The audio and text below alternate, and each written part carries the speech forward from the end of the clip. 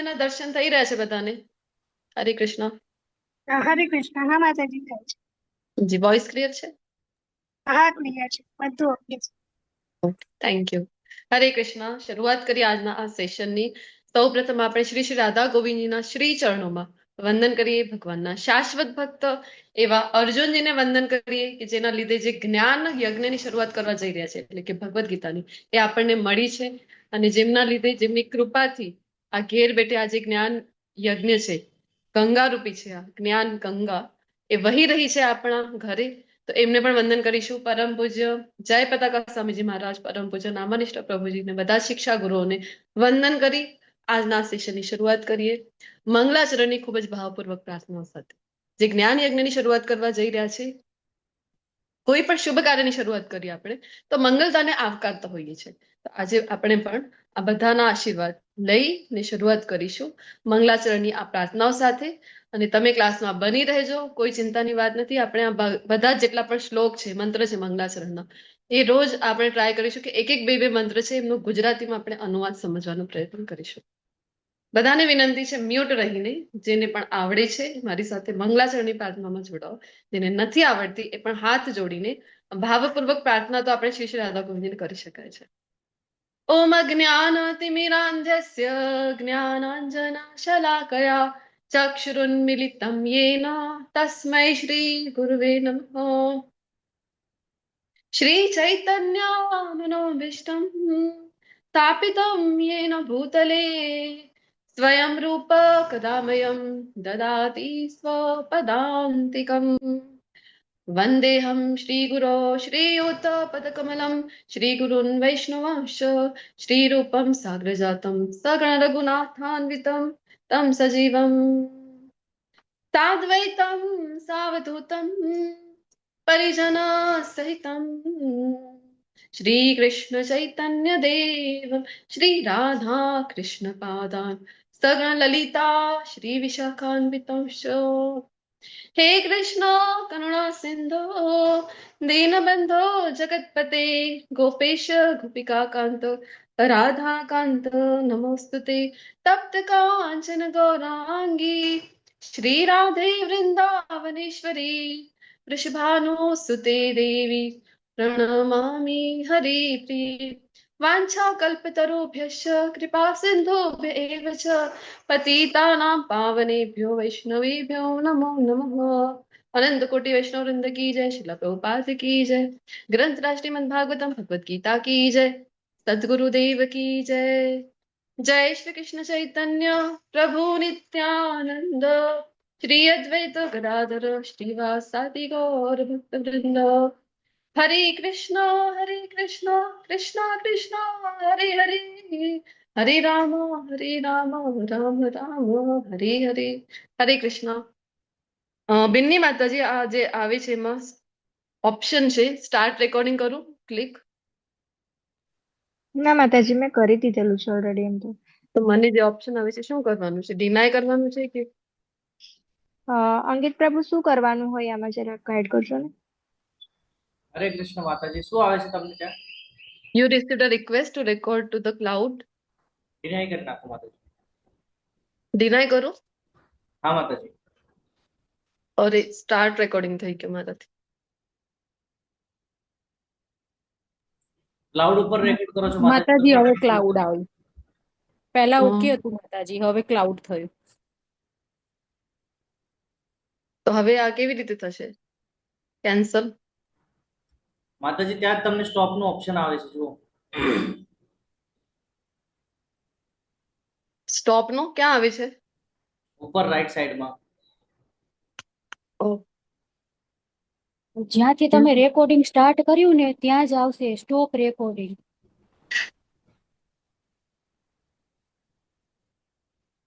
એ તો જતું રહ્યું છે હવે. બાકી રેકોર્ડિંગ થાય છે કે નહીં વ્યવસ્થિત? તો હું એને ઇગ્નોર કરું.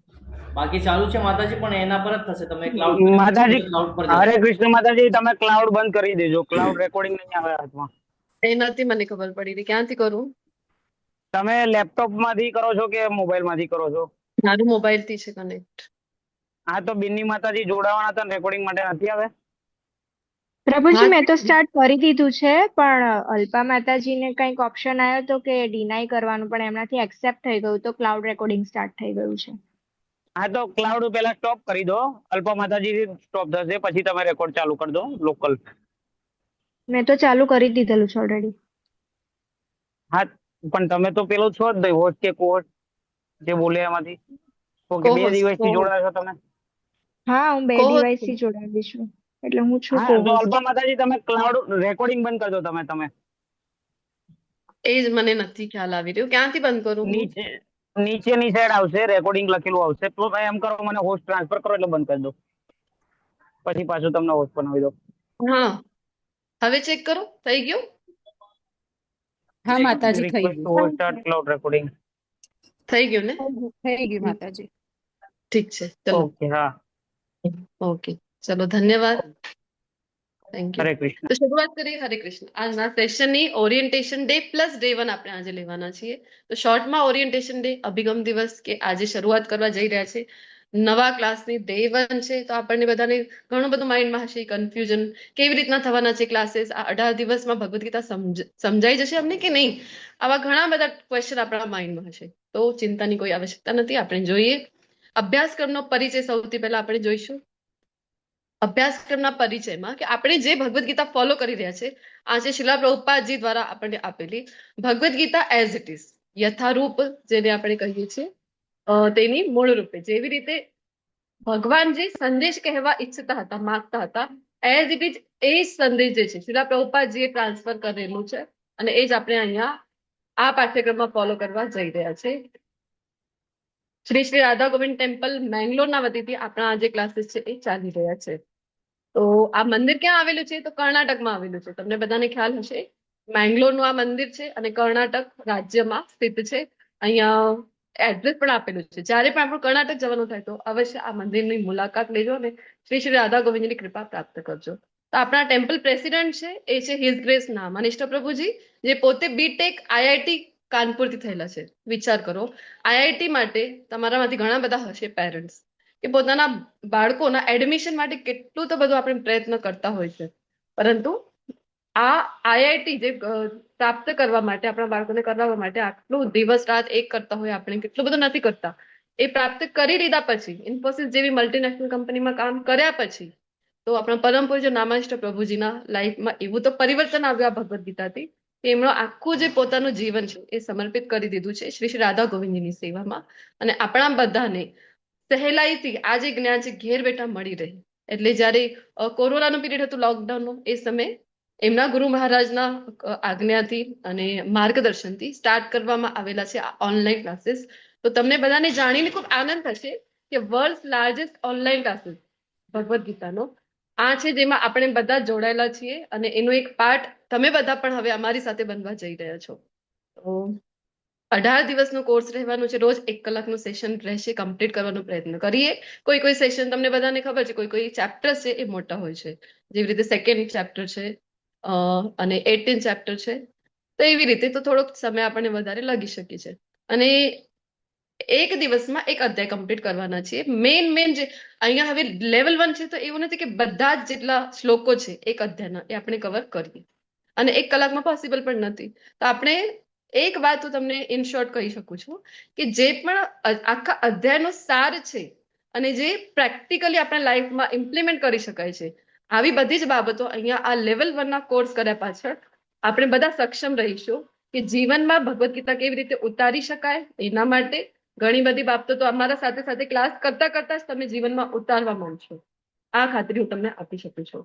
અને રિઝલ્ટ પણ ત્યારે જ મળે છે, પરિણામ ત્યારે જ આવે છે કે જ્યારે આપણે પુરુષાર્થ તો કરવું. ભગવદ્ ગીતા આખી પુરુષાર્થ ઉપર છે, તમને બધાને ખ્યાલ છે. તો શરૂઆત કરીએ આ કોર્સની. એના પહેલા જે બુક વિશે મેં તમને કીધું કે દરેક જગ્યાએ જ્યારે આપણે શિક્ષણ માટે જઈએ, આપણા બાળકો શિક્ષણ લેતા હોય છે, તમને બધાને ખબર છે કે એક સિલેબસ હોય છે, બુક્સ હોય છે. તો અહીંયા આપણી પાસે મેં જેમ વાત કરી Bhagavad Gita as it is પ્રભુપાદજીથી આપવામાં આવેલી છે, એ ફોલો કરતા હોય છે. તો ફ્રી ઈ બુક આ લિંકથી તમને મળી રહે છે. તમારી સાથે અહીંયા ચેટ બોક્સમાં પણ લિંક્સ જે છે બધી શેર કરવામાં આવશે. તો તમે એને કોપી કરીને પોતાનું જે વોટ્સએપ હોય છે ત્યાં તમે શેર કરી શકો છો. તો ફ્રી ઈ બુક મળી જશે. પરંતુ હું તમને એક જો તમને કરવાની હોય, કારણ કે એક હાર્ડ કોપી આપણી પોતાની ભગવદ્ ગીતાની હોવી આપણા પાસે બહુ જ જરૂરી, તો આ લિંક ઉપરથી તમે એ મંગાવી પણ શકો છો. વોટ્સએપના નિયમો છે, આચાર સંહિતા, એ તમારે ફોલો કરવાના છે. ગ્રુપમાં તમે બધા એડ છો, આઈ થિંક તો કમ્યુનિટીમાં છો. જો પર્સનલ ગ્રુપમાં છો તો કોઈને પર્સનલી મેસેજ નથી કરવાના. બધાની જે પોતપોતાની એક હોય છે,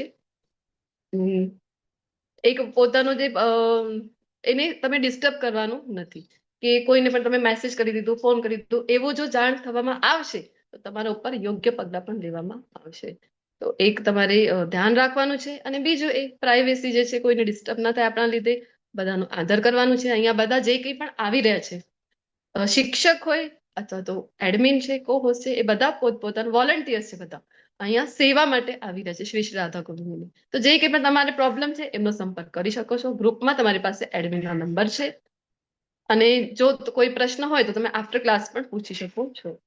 તો ટીચર અને એડમિનનો પરિચય લઈએ તો તમને બધાને મારા હરે કૃષ્ણ. મારું નામ અલ્પા ગોર છે અને હું ઇસ્કોન મેંગલોર ટેમ્પલ સાથે 4 વર્ષથી જોડાયેલી છું. અને આજે પ્રીચિંગની સેવા છે.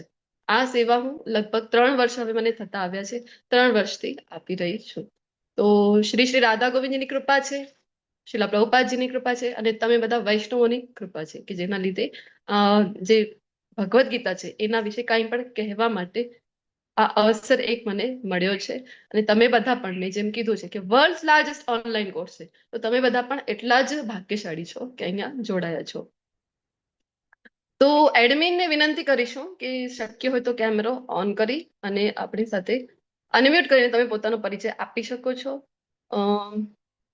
વિમલા વ્રજરાની માતાજી, હરે કૃષ્ણ. શોર્ટમાં પોતાનો પરિચય તમે આપી શકો છો. હરે કૃષ્ણ સર્વને.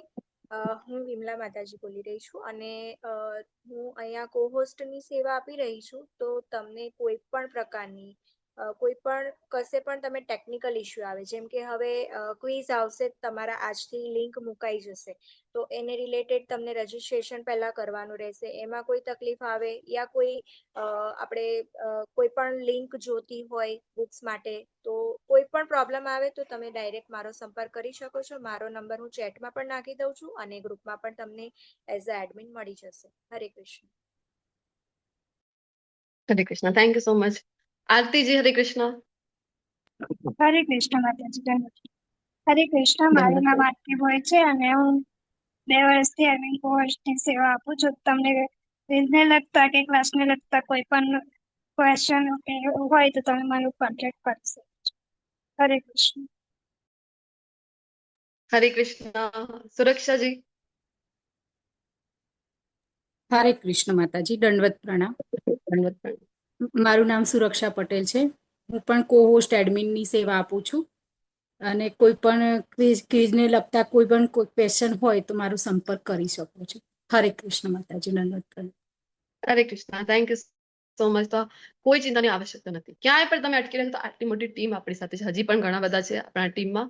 અહીંયા આપણી પાસે સમયનો થોડો અભાવ છે, તો જે પણ જોડાય છે સેવા માટે બધાને હું વંદન કરું છું અને ખૂબ ખૂબ ધન્યવાદ ને પાત્ર છો તમે બધા. અને જે જૂના પાર્ટિસિપન્ટ છે એમનું હવે શોર્ટમાં આપણે લઈ લઈએ. હરે કૃષ્ણ. કોઈ પોતાનો અનુભવ શેર કરવા ઈચ્છે છે, રિપીટેડ જે કરતા હોય છે ક્લાસ, એમને વિનંતી કરીશ. હરે કૃષ્ણ. જૂના પાર્ટિસિપન્ટ છે કોઈ? ભક્તિ માતાજી, હરે કૃષ્ણ. હરે તેજલ ગુપ્તાજી, કૃષ્ણ. અને હરે દેખાઈ રહ્યા છે કૃષ્ણ બેઠાને. માતાજી, હરે દંડવત પ્રણામ. કૃષ્ણ. ધન્યવાદ. પ્રણામ. માતાજી, બોલો બોલો. મારું નામ સ્વભક્તિ શ્રીયા દેવી દાસી છે. હું 5 વર્ષથી ઇસ્કોન મેંગલુરુથી જોડાયેલી છું. માર્ચ 2020 થી મેં ઇસ્કોન જોઈન કર્યું છે અને ભગવદ્ ગીતાના લેવલ 1ના ક્લાસ 12મી બેચ હતી ત્યારથી લગભગ હું જોડાયેલી છું. અને આપ સૌ વૈષ્ણવના આશીર્વાદથી અત્યાર સુધી આપ સૌની સાથે જોડાયેલી રહી છું.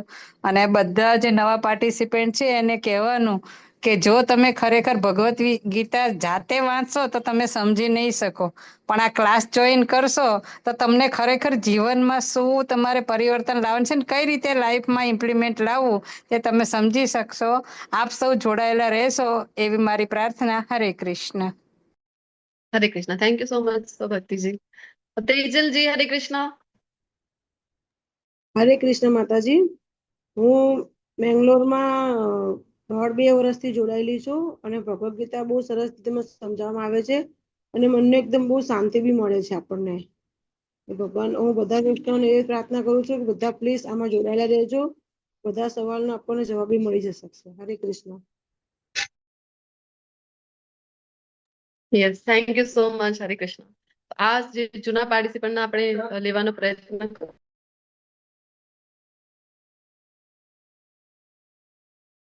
હરે કૃષ્ણ. તો આપણે એટલા માટે જેનું અભિપ્રાય જે છે એ લીધેલું છે કે તમને થોડી ઘણી છે એ પ્રેરણા મળી શકે. અને તમે જેમ જેમ આવશો ને આ ક્લાસીસમાં રેગ્યુલરલી, ત્યારે તમને ખ્યાલ આવશે કે આ જે લેવલ 1 ના ક્લાસીસ છે ભગવદ્ ગીતાના, એટલી સુંદર રીતે ડિઝાઇન કરવામાં આવેલા છે આપણા જે ટેમ્પલ પ્રેસિડેન્ટ છે એમના દ્વારા. કારણ કે અહીંયા ભગવદ્ ગીતાના આખા અધ્યાયનો સાર પ્લસ અલગ અલગ ગ્રંથોમાંથી પણ બધું લીધેલું છે. શ્રીમદ ભાગવતમના પણ એટલા સુંદર સુંદર અહીંયા જે એને જે અધ્યાય ચાલી રહ્યું છે એને મળતા જોડતા જે કંઈ પણ શ્રીમદ ભાગવતમના પ્રસંગો છે એને પણ ખૂબ સુંદર રીતે લેવામાં આવેલા છે. તમે જેમ ક્લાસીસ કરશો તમે પોતે જ અનુભવ કરશો કે ભગવદ્ ગીતા આટલી સારી રીતે અને એટલા સરળ રીતે પણ સમજી શકવું પોસિબલ છે. તો ઝૂમ ક્લાસના અમુક નિયમો છે આપણી પાસે. તમને બધાને વિનંતી છે કે કેમેરા જ્યારે ઓન રાખો છો તો થોડુંક જે છે મુદ્રા પોશાક એનું ધ્યાન રાખવાનું છે. આપણે બધા સનાતનીઓ છે, બધાને ખ્યાલ છે કે કેવી વેશભૂષા હોવી જોઈએ. આપણી વ્યવસ્થિત વેશભૂષા હોવી જોઈએ, ધ્યાન રાખવાનું છે. ખાસ ભારતને વિશ્વગુરુ તરીકે બધા જે દેશવાસી બીજા જે વિદેશીઓ છે એ આ દૃષ્ટિથી જોઈ છે કે ભારત વિશ્વગુરુ છે. એટલે કે આપણે પોતે આચરણમાં લાવીશું આપણો જે ધર્મ છે તો બધા છે એને ફોલો કરશે ને. તો આપણે ધ્યાન રાખવાનું છે. મુદ્રા પોશાક બધું જ એક ડિગ્નિટી મેન્ટેન કરીને ક્લાસ કરીએ. કંઈ તમને પ્રશ્ન છે તો હેન્ડ રેઝ કરી શકો છો. આફ્ટર ક્લાસ જેમ તમને કીધું છે, આફ્ટર ક્લાસ ક્વેશ્ચન આન્સરનો એક સેશન હોય છે. ત્યારે તમે અનમ્યુટ કરીને તમારું જે પણ પ્રશ્ન છે અધ્યાય જ્યારે ફિનિશ થાય છે એ સમય પૂછી શકો છો. ત્યાં પણ આન્સર ન મળે તો તમે ટીચરનો કોન્ટેક્ટ કરી શકો છો. એડમિનનો કરી શકો. પહેલા તો એડમિનનો કરવાનું છે કારણ કે ટીચરનો કોન્ટેક્ટ નંબર ત્યાંથી જ તમને મળશે. તો ડોનેશનની લિંક પણ અહીંયા જ શેર કરવામાં આવેલી છે. જ્યારે આટલા મોટા લેવલના, મેં જેમ વાત કરી છે કે વર્લ્ડ લાર્જેસ્ટ કોર્સ છે, તો આટલા મોટા લેવલના જ્યારે ક્લાસીસ ચાલે છે તો એના માટે આવશ્યકતા હોય છે ફંડની. તો તમે બધા બિલકુલ ચિંતા નહીં કરતા, કારણ કે જેમ જણાવવામાં આવેલું હતું આ ક્લાસીસ એકદમ ફ્રી ઓફ કોસ્ટ છે. 1 રૂપિયાનું પણ આપણે અહીંયા કાંઈ પણ ખર્ચ કરવાની, અને દાન તમારી જો ઈચ્છા છે, તમને જો શ્રી રાધા ગોવિંદજી પ્રેરણા આપે અને તમને જો થાય કે ના શ્રી રાધા કૃષ્ણની કૃપાથી મારી પાસે ઇનફ છે અને મારે હવે એ ડોનેટ કરવું જોઈએ એમની સેવામાં, ત્યારે તમે અવશ્ય અમારો સંપર્ક કરી શકો છો. ધ્યાન જ્યારે પણ કરો છો તમે એડમિન, કોહોસ્ટ અથવા તો ટીચરનો સંપર્ક કરીને જ કરવાનું, કારણ કે હેકર્સ પણ ઘણા બધા આવી ગયા છે આટલા મોટા લેવલ પર જ્યારે ક્લાસીસ ચાલે છે ત્યારે. બીજું એ કે સ્પામ વોર્નિંગ જે છે એ તમને આવી જશે જ્યારે હેકર્સના છે. એ નંબર પર્સનલી તમને ક્યારે પણ અમારા તરફથી, ઇસ્કોન મેંગ્લોરના તરફથી એપ્રોચ દાન માટે કરવામાં આવશે નહીં. તો આ સતર્કતા તમારે રાખવાની છે. બીજું એ કે જેમ આપણે વાત કરીએ છીએ કે આટલા મોટા લેવલના ક્લાસીસ ચાલે તો એના માટે જે આપણે અત્યારે મળી રહ્યા છે, આ કયું એપ છે? Zoom app. તો ઝૂમમાં તમને બધાને ખ્યાલ છે ફ્રી વાળું જે હોય છે 40 મિનિટ્સનું સેશન થાય છે. અહીંયા આપણે જે સેશન કરીએ છીએ 1 આવરનું છે, એના કરતાં પણ વધારે સમય લાગે. તો એના માટે આપણે એક જે પેડ વર્ઝન હોય છે એ આપણી પાસે છે. ભક્તોએ જ એના માટે સહયોગ કરેલો છે. તો આ બધી જ વસ્તુઓ છે, ઘણી બધી હજી વ્યવસ્થાઓ છે જેના માટે એડવર્ટાઇઝ આપણે કરતા હોય છે કે આવશ્યકતા પડે છે. તો જેમ મેં વાત કરી છે, તમને જો પ્રેરણા થાય તો તમે ટીચર, એડમિન નો સંપર્ક કરીને જ દાન માટે આગળ આવજો. તો આપણી જે ઓફિશિયલ વેબસાઇટ છે આ છે શ્રી રાધા ગોવિંદ ટેમ્પલની, અહીંયા આપણી સમક્ષ છે. બીજું એ કે યુટ્યુબ ચેનલ છે. તો યુટ્યુબ ચેનલ ઉપર આ છે કે અત્યારે રેકોર્ડિંગ થઈ રહી છે અને આજનું સેશન પછી અપલોડ આજે જ કરી દેવામાં આવશે. તો જો કોઈ કારણસર મિસ થઈ ગયું તમારો સેશન તો તમને આ યુટ્યુબ ઉપર ઇઝીલી મળી જશે. તો એટલા માટે હું તમને બધાને વિનંતી કરીશ, આપણી જે ચેનલ છે શ્રી રાધા ગોવિંદજીની, એને તમે સબસ્ક્રાઇબ કરો. કારણ કે ફક્ત આ જ વર્ગ નહીં, ગુજરાતીના 4 વર્ગો ચાલે છે એડલ્ટના, એ છે, પછી ઘણા બધા બીજા પણ ક્લાસીસ છે. બધી લેંગ્વેજમાં આમ તો ચાલતા હોય છે. તો ગુજરાતીમાં તમને ઘણા બધા સુંદર લેક્ચર્સ હજી ભાગવતમના પણ છે એ મળી રહેશે. તો બધાને વિનંતી છે યુટ્યુબ ચેનલ ઉપર જરૂર સબસ્ક્રાઇબ કરો. ફેસબુક પેજ છે એને લાઈક કરો. એને ફોલો કરો. અને ડેઇલી ક્વિઝ તમારે એક આપવાની રહેશે લેવલ 1 માં. આજે ક્લાસ પૂરો થયો તો લિંક તમારા માટે ઓપન કરી દેવામાં આવશે અને એનાથી રિલેટેડ એનું રજીસ્ટ્રેશન કરવાનું છે. એક નાનકડી એવી પ્રોસિજર છે, પરંતુ જો ક્યાંય પણ અટકો છો તો આપણી પાસે ટીમ છે આખી, બધા તમને મદદ કરવા માટે તત્પર છે. એમનો સંપર્ક અવશ્ય કરજો અને એવરી ડે નું જે ક્વિઝ છે એ અવશ્ય આપજો. તો સંકલ્પ આપણે હવે લઈશું. તો વિનંતી છે. હરે કૃષ્ણ. તો બિરની પાસવાલા માતા તમને વિનંતી છે કે તમે મારી પાછળ આ જે સંકલ્પ છે તમે બધાને રિપ્રેઝન્ટ કરી રહ્યા છો. આપણા એડમિન છે ક્લાસમાં બિન્ની માતાજી, તો એ તમને બધા જેટલા પણ પાર્ટિસિપન્ટ અહીંયા જોડાયા છે તો તમને બધાને રિપ્રેઝન્ટ કરીને એ મારી પાછળ બોલશે અને મ્યુટ કરીને, અને તમે બધા મ્યુટ રહીને બોલો. તો કોઈ પણ કાર્ય કરી તમને બધાને ખ્યાલ હશે ને, ક્યારેક પણ તમે કોઈ એવા કાર્ય કર્યા જ હશે, યજ્ઞ છે, કોઈ પૂજા છે, ત્યારે આપણે જયારે પુરોહિતને બોલાવીએ છીએ તો એ હાથમાં જલ આપીને સંકલ્પ સૌથી પહેલા કરાવતા હોય છે. તો ચિંતાની આવશ્યકતા નહીં, આમ જલ વગેરે લઈને કઈ સંકલ્પ નથી કરી રહ્યા, પણ એક મનથી સંકલ્પ એટલા માટે કરી રહ્યા છે કે જો સંકલ્પ લીધેલો છે ને તો કાર્યની જે ગંભીરતા છે એ આપણને ખબર પડે અને એ આપણે કન્ટિન્યુશનમાં કરી શકીએ. તો ચલો, વિનંતી છે બિન્ની માતાજીને, રિપીટ કરજો મારી પાસે. હું ભગવદ્ ગીતાના તમામ 18 દિવસના વર્ગોમાં હું ભગવદ્ ગીતાના હું તમામ ભગવદ્ ગીતાના તમામ 18 દિવસના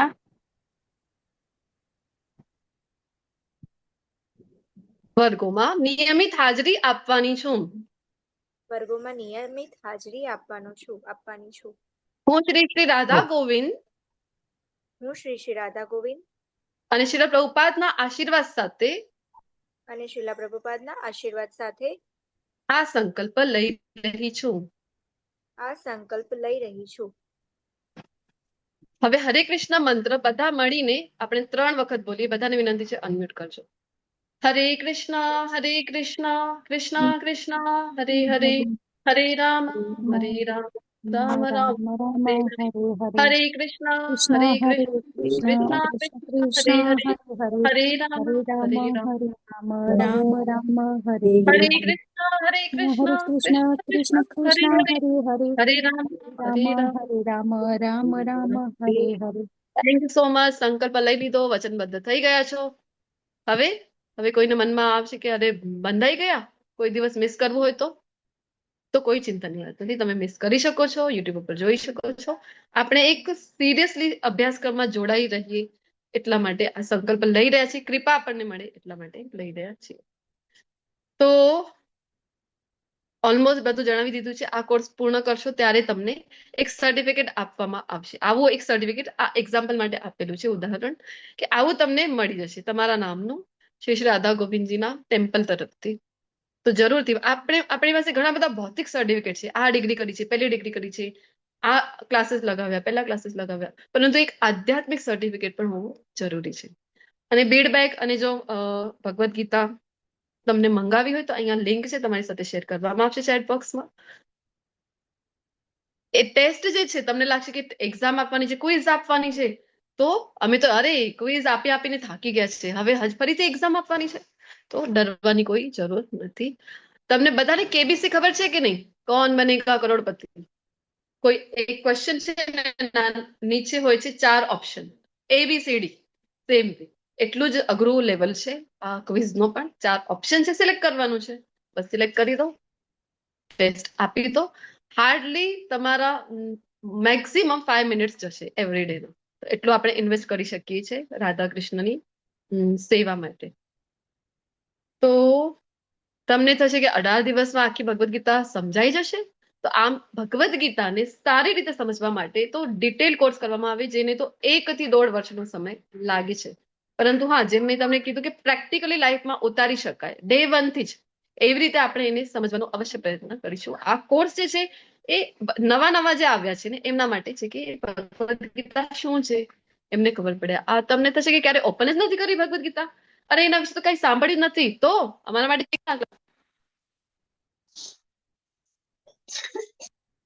ભગવદ્ ગીતાની શકશો. ક્યાંય પણ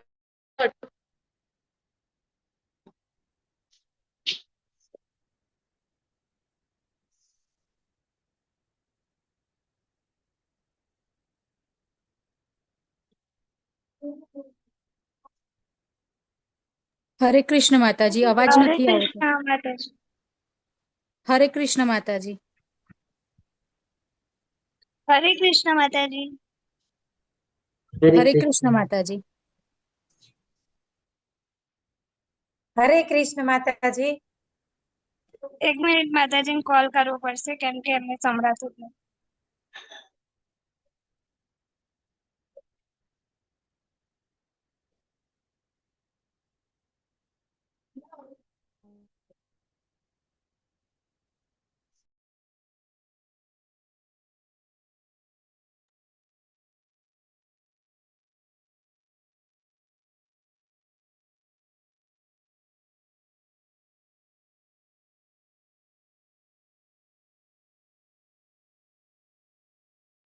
હરે કૃષ્ણ. વોઇસ આવે છે મારું? સોરી ભલે. હા માતાજી, હવે બરાબર છે. આવે છે ને? આઈ થિંક હેડફોન કનેક્ટ થઈ ગયો છે. હા હા હા હા વોલ્યુમ આવી ગયું. હા તો જે એમના ઉપદેશો ઉપર આ ક્લાસીસ આપણે લેવા જઈ રહ્યા છે એટલે કે શિલા પ્રભુપાદજી એમના વિશે આપણે શોર્ટમાં થોડુંક જાણીએ કારણ કે જે ભગવદ ગીતા ફોલો કરવાના છે આપણે આ એમના જ ઉપદેશો ઉપર છે તો આપણે એમને થોડુંક જાણવાનો પ્રયત્ન કરીશું. એના પહેલા તમે જ્યારે કોઈ પણ વસ્તુ છે શોપિંગ કરો છો, કોઈ પણ વસ્તુ તમને લેવી છે, ઓનલાઈન શોપિંગનો તો ઘણો બધો અત્યારે જમાનો ચાલી રહ્યો છે, તો શું કરીએ છીએ આપણે કે એના નીચે રિવ્યુ આવે છે, સ્ટાર્સ હોય છે ને 1 2 3 4 5, તો 5 સ્ટાર્સ હોય છે. Sorry for my background noise, થોડુંક એ રહેશે વચમાં ડિસ્ટર્બન્સ અને એ અનઅવોઇડેબલ છે એટલે હું કઈ એમાં કરી શકતી નથી. થોડુંક વચવચમાં આવશે, બંધ થવામાં જ છે. તો વાત કરી રહી છું કોઈ વસ્તુ ખરીદીને તો એનો રિવ્યુ ચેક કરીએ છીએ કે અરે કેટલા સ્ટાર છે, 4 સ્ટાર છે, 4.5 છે કે 5 સ્ટાર છે. તો સેમ વે અહીંયા તમે પોતાનો અત્યંત કિંમતી એવો સમય અહીંયા અમને આપવા જઈ રહ્યા છો તો આપણે પણ જોઈશું કે જ્યાં તમે સમય આપવા જઈ રહ્યા છો એ કેટલા સ્ટાર એને મળેલા છે. તો કોના પાસેથી ચેક કરીશું સ્ટાર? તો જે વ્યક્તિ પોતે ઓથેન્ટિક હોય એના પાસેથી જાણતા હોય છે. તો ઘણા બધા મહાન સંતો મહાત્માઓ વૈષ્ણવો થઈ ગયા છે પરંતુ આપણે અહીંયા જેના કહીએ કે લેવા જઈ રહ્યા છે અભિપ્રાય જેનો ભગવદ ગીતા ઉપર જે ટીકા છે કે શું કહે છે એ એમનો રિવ્યુ શું છે ભગવદ ગીતા ઉપર, આ છે શંકરાચાર્યજી. શંકરાચાર્યજી તમને બધાને ખબર છે આદિગુરુ તરીકે પણ ઓળખાય છે. તો શંકરાચાર્ય પોતે જે ભગવદ ગીતા માટે મહિમા કહી રહ્યા છે એ મહિમા મહાત્મ્ય પણ કહે છે, ભગવદ ગીતાનો મહાત્મ્ય એ થોડુંક સમજીએ આપણે તો આપણને ખબર પડે છે કે અરે આ જે ભગવદ ગીતાનો ક્લાસમાં અમે આટલો સમય આપી રહ્યા છે એ વાસ્તવમાં અમને તો ઘણા પહેલા જ આપી દેવું જોઈએ હતું પરંતુ કોઈ વાત નથી, જાગ્યા ત્યારથી સવાલ છે. ગીતા શાસ્ત્રમ ઇદમ પુણ્યમ ય પઠેત પ્રયતો પુમાન વિષ્ણુપાદમ અવાપ્નોતિ ભય શોકાદિવર્જિત. કહે છે આદિગુરુ શંકરાચાર્યજી કે ભગવદ ગીતા દૈવી સાહિત્ય છે, કોઈ ભૌતિક સાહિત્ય નથી અને ધ્યાનથી જે કોઈને વાંચે છે એના નિયમોનું પાલન કરે છે જે ભગવાન દ્વારા આપવામાં આવેલા છે તો એ ભગવાન વિષ્ણુનો આશ્રય લે છે અને તમામ ભય અને ચિંતાથી મુક્ત થાય છે. આખા દિવસ દરમિયાન આપણે શું કરીએ છીએ? અરે આ વાતનું ભય છે, આ વાતની ચિંતા છે, આ થશે કે નહીં, આ કેવી રીતે થશે, તો આખા દિવસ દરમિયાન ભય અને ચિંતામાં જ આપણે રહેતા હોય છે. તો મુક્ત ક્યારે થવા છે? જ્યારે આ ભગવદ ગીતાને તમે વાંચશો ત્યારે તમે એનાથી મુક્ત થઈ શકો છો. ગીતા અધ્યયનશીલસ્ય પ્રાણાયામ પરસ્ય ચ નૈવ સંતિ હિ પાપાની પૂર્વજન્મ કૃતાની ચ. કે જો વ્યક્તિ નિષ્ઠાપૂર્વક અને ગંભીરતાથી ભગવદ ગીતા વાંચે છે એટલે તમને બધાને પણ વિનંતી છે જ્યારે ક્લાસમાં આવો છો આટલો સમય તમે પોતાનું કિંમતી અહીંયા આપી રહ્યા છો તો તમે પણ ગંભીરતાપૂર્વક અહીંયા બેસો અને શાંતિપૂર્વક સાંભળો, એક ચિત્ત થઈને સાંભળો. અવશ્ય આ ભગવદ ગીતા છે ભગવાન કૃષ્ણ દ્વારા આપવામાં આવેલું ગ્રંથ છે, અવશ્ય તમારા જીવનમાં અમૂલ્ય પરિવર્તન લઈ આવશે. તો આ ભગવદ ગીતાનું જે પોતાનું જ મહિમા છે કે તમારા લાઈફમાં જે ચેન્જીસ છે એ આવશે ને આવશે જ. તો જે કોઈ ભગવદ ગીતા ગંભીરતાથી વાંચે છે તો ભગવાનની કૃપાથી એને ભગવાન કૃષ્ણની સાક્ષાત કૃપા મળી છે. તેના ભૂતકાળના તમામ દુષ્કૃત્યો ના પરિણામો તેને અસર કરશે નહીં.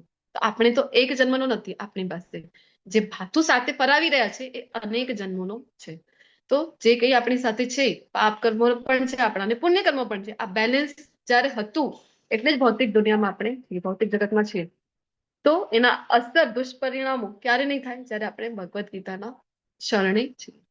મલિને મોચનમ પુંસામ જલ સ્નાનમ દિને દિને સકૃત ગીતા અમૃત સ્નાનમ સંસાર મલનાશનમ. કે કોઈ વ્યક્તિ મલથી ભરેલું હોય અથવા તો આપણને પોતાના શરીરને ક્લીન કરવું છે તો આપણે શું કરીએ છીએ કે સ્નાન કરતા હોય છે. સ્નાન કરી જલ છે એ શુદ્ધિકરણ કરે છે. સેમ વે અહીંયા આ જે જલ છે કયું છે? આને તો પવિત્ર ગંગાજલ સાથે સરખાવવામાં આવેલું છે કે મનુષ્ય જલમાં નિત્ય સ્વચ્છ કરે છે, પણ જો કોઈ ભગવદ્ ગીતા રૂપી પવિત્ર ગંગાજલમાં એક વાર પણ સ્નાન કરે છે તો તે ભૌતિક જીવન એટલે કે આ ભવસાગર ની મલિનતાથી સદા સદા માટે મુક્ત થઈ જાય છે. આ સામર્થ્ય છે ભગવદ્ ગીતામાં.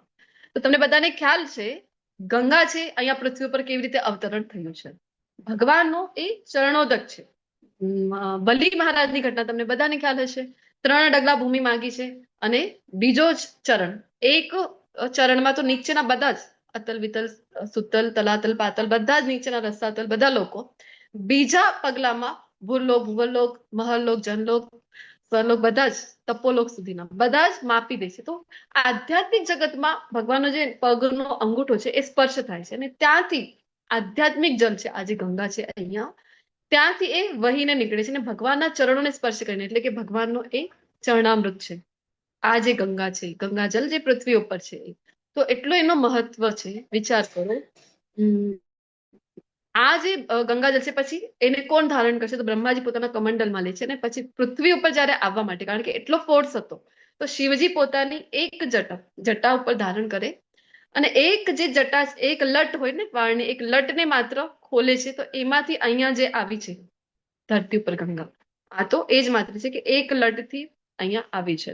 તો આવો જે ચરણોદક છે, જે ચરણામૃત છે ભગવાનનો, એનો મહિમા તમને બધાને ખ્યાલ છે ગંગાજલનો. તો આ તો ભગવદ્ ગીતા કેવી છે? એ તો શ્રી મુક્તિ નીકળેલી છે. વિચાર કરો, આ જે ગંગા છે જ્ઞાન ગંગા તરીકે ઓળખવામાં આવે છે. તો વિચાર કરો એ કેટલી પવિત્ર હશે. એ જ અહીંયા આ શ્લોકમાં કહી રહ્યા છે શંકરાચાર્યજી. ગીતા સુગીતા કર્તવ્યા કિમન્યો શાસ્ત્ર વિસ્તરે યા સ્વયં પદ્મનાભસ્ય મુખ પદ્મા દ્વિનિસૃતા. કે ભગવદ્ ગીતા ભગવાનના મુખમાંથી નીકળી છે. તેથી અન્ય કોઈ વૈદિક સાહિત્ય વાંચવાની જરૂર નથી. કલિયુગમાં છીએ આપણે ક્યાં વાંચી શકીએ છીએ? કોઈ આપણને કહે કે આ ગ્રંથ વેદો વાંચો, ઉપનિષદો વાંચો, આ બધું વાંચી પણ લઈએ તો સમય નથી આપણી પાસે. વાંચી પણ લઈએ તો ક્યાં ગેરંટી છે કે એના સાર સુધી, એના કન્ક્લુઝન સુધી આપણે પહોંચી શકાય? તો એક ખૂબ સરળ રસ્તો છે. કયો છે? આ બધા વૈદિક શાસ્ત્રો ગ્રંથો ભલે ને નથી વાંચી શકતા, આદિગુરુ શંકરાચાર્યજી કહે છે કે માત્ર ભગવદ્ ગીતા સાંભળવી જોઈએ અને ધ્યાન અને ખંતથી વાંચવી જોઈએ. માત્ર એક જ પુસ્તક એટલે કે આ ભગવદ્ ગીતા ઇનફ છે, કારણ કે તમામ વૈદિક ગ્રંથોનો આ સાર છે. આપણે જે યુગમાં છીએ તો આપણને તો કોઈ કઈ કહે, પણ કોઈ કહે કે અરે હું બેંકમાં ગયો હતો, ત્યાં મારે ફોર્મ ભરવાનું કીધું, પછી આ કીધું, તો આપણે કહીએ અરે આ બધી સ્ટોરી રહેવા દે, શું તારું કામ થયું કે નહીં, આ મને કન્ક્લુઝન જણાવી દે. આપણી પાસે તો સમય જ નથી. તો સેમ વે આ બધા શાસ્ત્રો ગ્રંથો વાંચીએ તો આપણને પોતાને પણ એવું છે અરે સાર જણાવો શું છે. તો આ સાર જો પકડવું હોય તો ભગવદ્ ગીતા છે એ એના માટે એકમાત્ર ગ્રંથો પૂરતું છે. ભારતામૃત સર્વસ્વમ વિષ્ણુવક્ત્રા નિસૃતમ ગીતા ગંગોદકમ પીત્વા પુનર્જન્મ ન વિદ્યતે. હરે કૃષ્ણ. એમ આઈ ઓડિબલ? યસ હા માતાજી. માતાજી, બરાબર છે. થેન્ક. જે ગંગાનું પાણી પીવે છે તે મુક્તિ પ્રાપ્ત કરે છે. મૃત્યુ સમયે કોઈ હોય તો મૃત્યુ પથારી ઉપર તો આપણે શું કરીએ છીએ? તુલસી દળ મૂકીને ગંગાજલ એના મુખમાં નાખતા હોય છે. શું કામ? ત્યારે મુક્તિ અપાવે છે. આટલું મહિમા છે ગંગાજલનો. તો વિચાર કરો, આ ભગવદ્ ગીતાનો અમૃત જે કોઈ પીએ છે, જે કોઈ પીવે છે, તો એના વિશે તો વાત જ શી કરવી. તો ભગવદ્ ગીતા મહાભારતનું અમૃત છે અને તે ભગવાન શ્રી કૃષ્ણના દ્વારા વર્ણવવામાં આવ્યું છે. સર્વો ઉપનિષદો ગાવો દોગ્ધા ગોપાલ નંદન પાર્થો વત્સ સુધી ભોક્તા દુગ્ધમ ગીતા મૃતમ મહદ.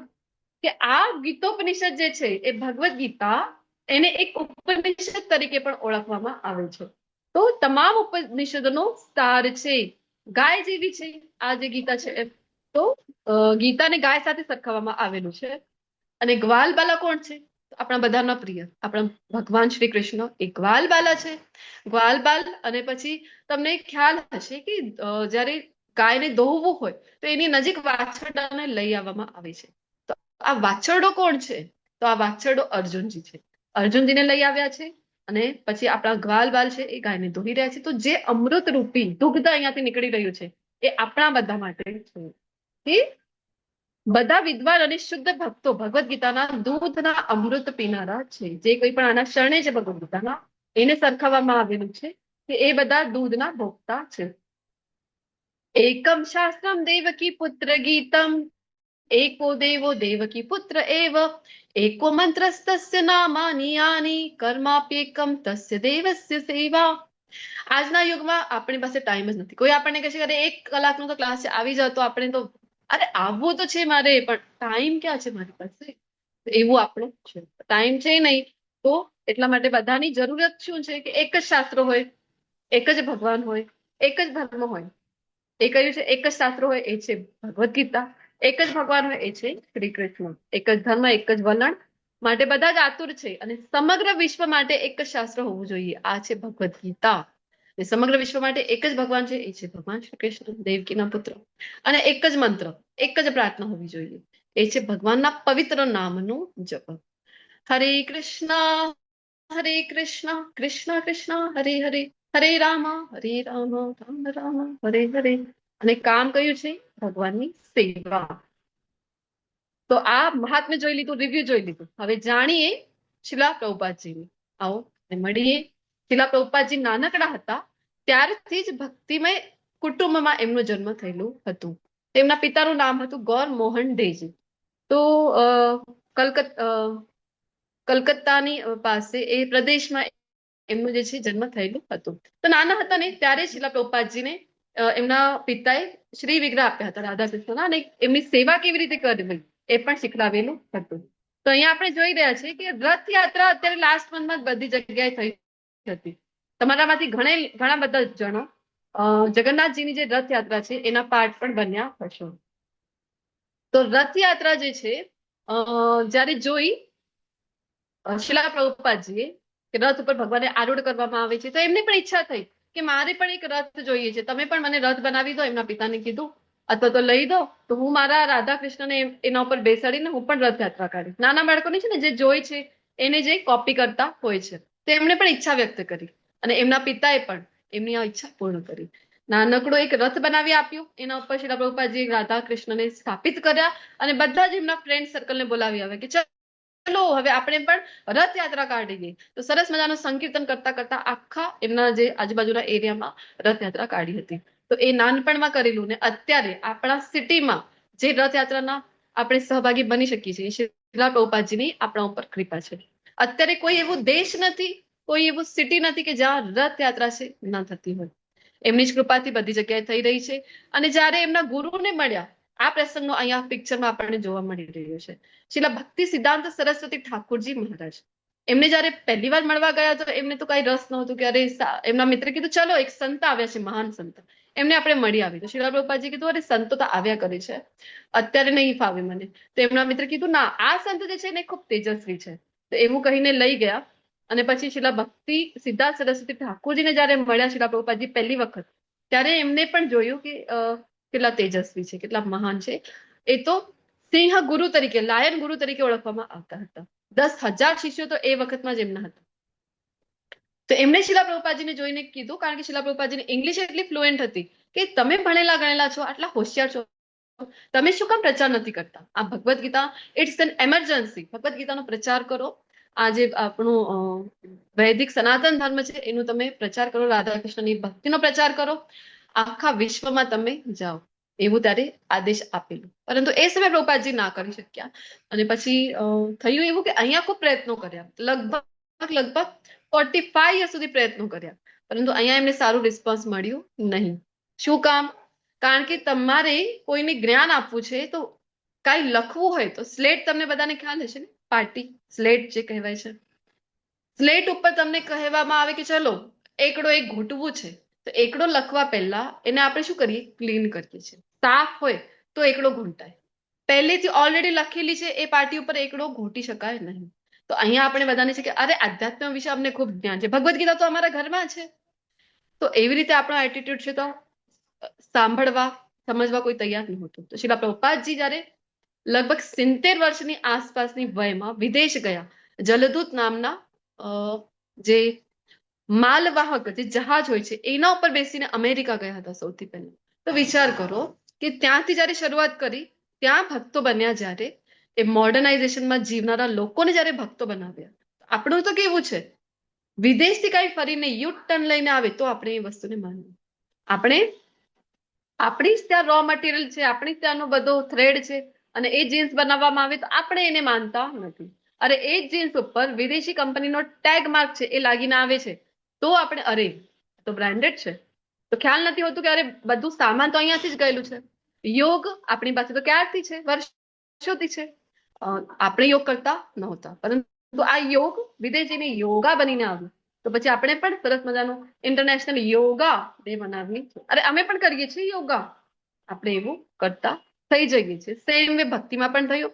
ભક્તિ જયારે યુટર્ન લઈને આવી, અમેરિકા રિટર્ન થઈને આવી, તો એ સમયે અહીંયા પણ લોકોએ સ્વીકાર્યું. તો શ્રી પ્રભુપાદજીનો ફર્સ્ટ અરાઇવલ ઇન યુએસએ, ઘણી બધી સ્ટ્રગલ કરી, પરંતુ કૃપા થઈ એમના ઉપર ગુરુ શિષ્ય પરંપરાની, શ્રી શ્રી રાધાકૃષ્ણની. અને માત્ર 10 વર્ષમાં છે 14 વખત આખા પૃથ્વીનું પરિભ્રમણ કર્યું અને 10,000 શિષ્યો લઈ આવ્યા અને આખા પૃથ્વી ઉપર 108 મંદિરોની, રાધા ગોવિંદજીના, રાધા કૃષ્ણના 108 મંદિરોની સ્થાપના કરી શ્રી પ્રભુપાદજીએ. તો આ જે તમને ફોટોઝમાં દેખાઈ રહ્યા છે, તમને લાગશે કે અરે મોટા મોટા મહેલો લાગે છે, પેલેસ લાગે છે. કોઈ પેલેસ નથી. પેલેસ છે એ શ્રી શ્રી રાધાકૃષ્ણના. તો આપણી સામે છે ટોપાઝ પેલેસ ઓફ ગોલ્ડ તરીકે the Taj Mahal of America. અમેરિકાનું આ મંદિર છે જે પિક્ચર છે. અને અહીંયા જે પિક્ચર છે એ છે બેડફોર્ડ, યુકે. યુકેનું મંદિરના દર્શન થઈ રહ્યા છે. અહીંયા યુક્રેન રશિયા અત્યારે જે યુદ્ધ ચાલે છે, તો રશિયા અને યુક્રેનમાં જ્યારે જ્યારે ફેસ્ટિવલ થતા હોય છે, રથયાત્રા થયું, જે કોઈ પણ ઇસ્કોનના ફેસ્ટિવલ ચાલે છે. હરે કૃષ્ણ, મને થોડુંક 2 મિનિટનો સમય આપો, હું પ્લેસ ચેન્જ કરીને જાઉં છું, નોઇઝ અને નેટવર્ક. કોઈ ત્યાં સુધી કીર્તન લઈ શકે છે. હરે કૃષ્ણ માતાજી. 2 મિનિટ માટે રેકોર્ડિંગ જે છે એ પોઝ કરી દીધો, સ્ટોપ. ઓકે માતાજી.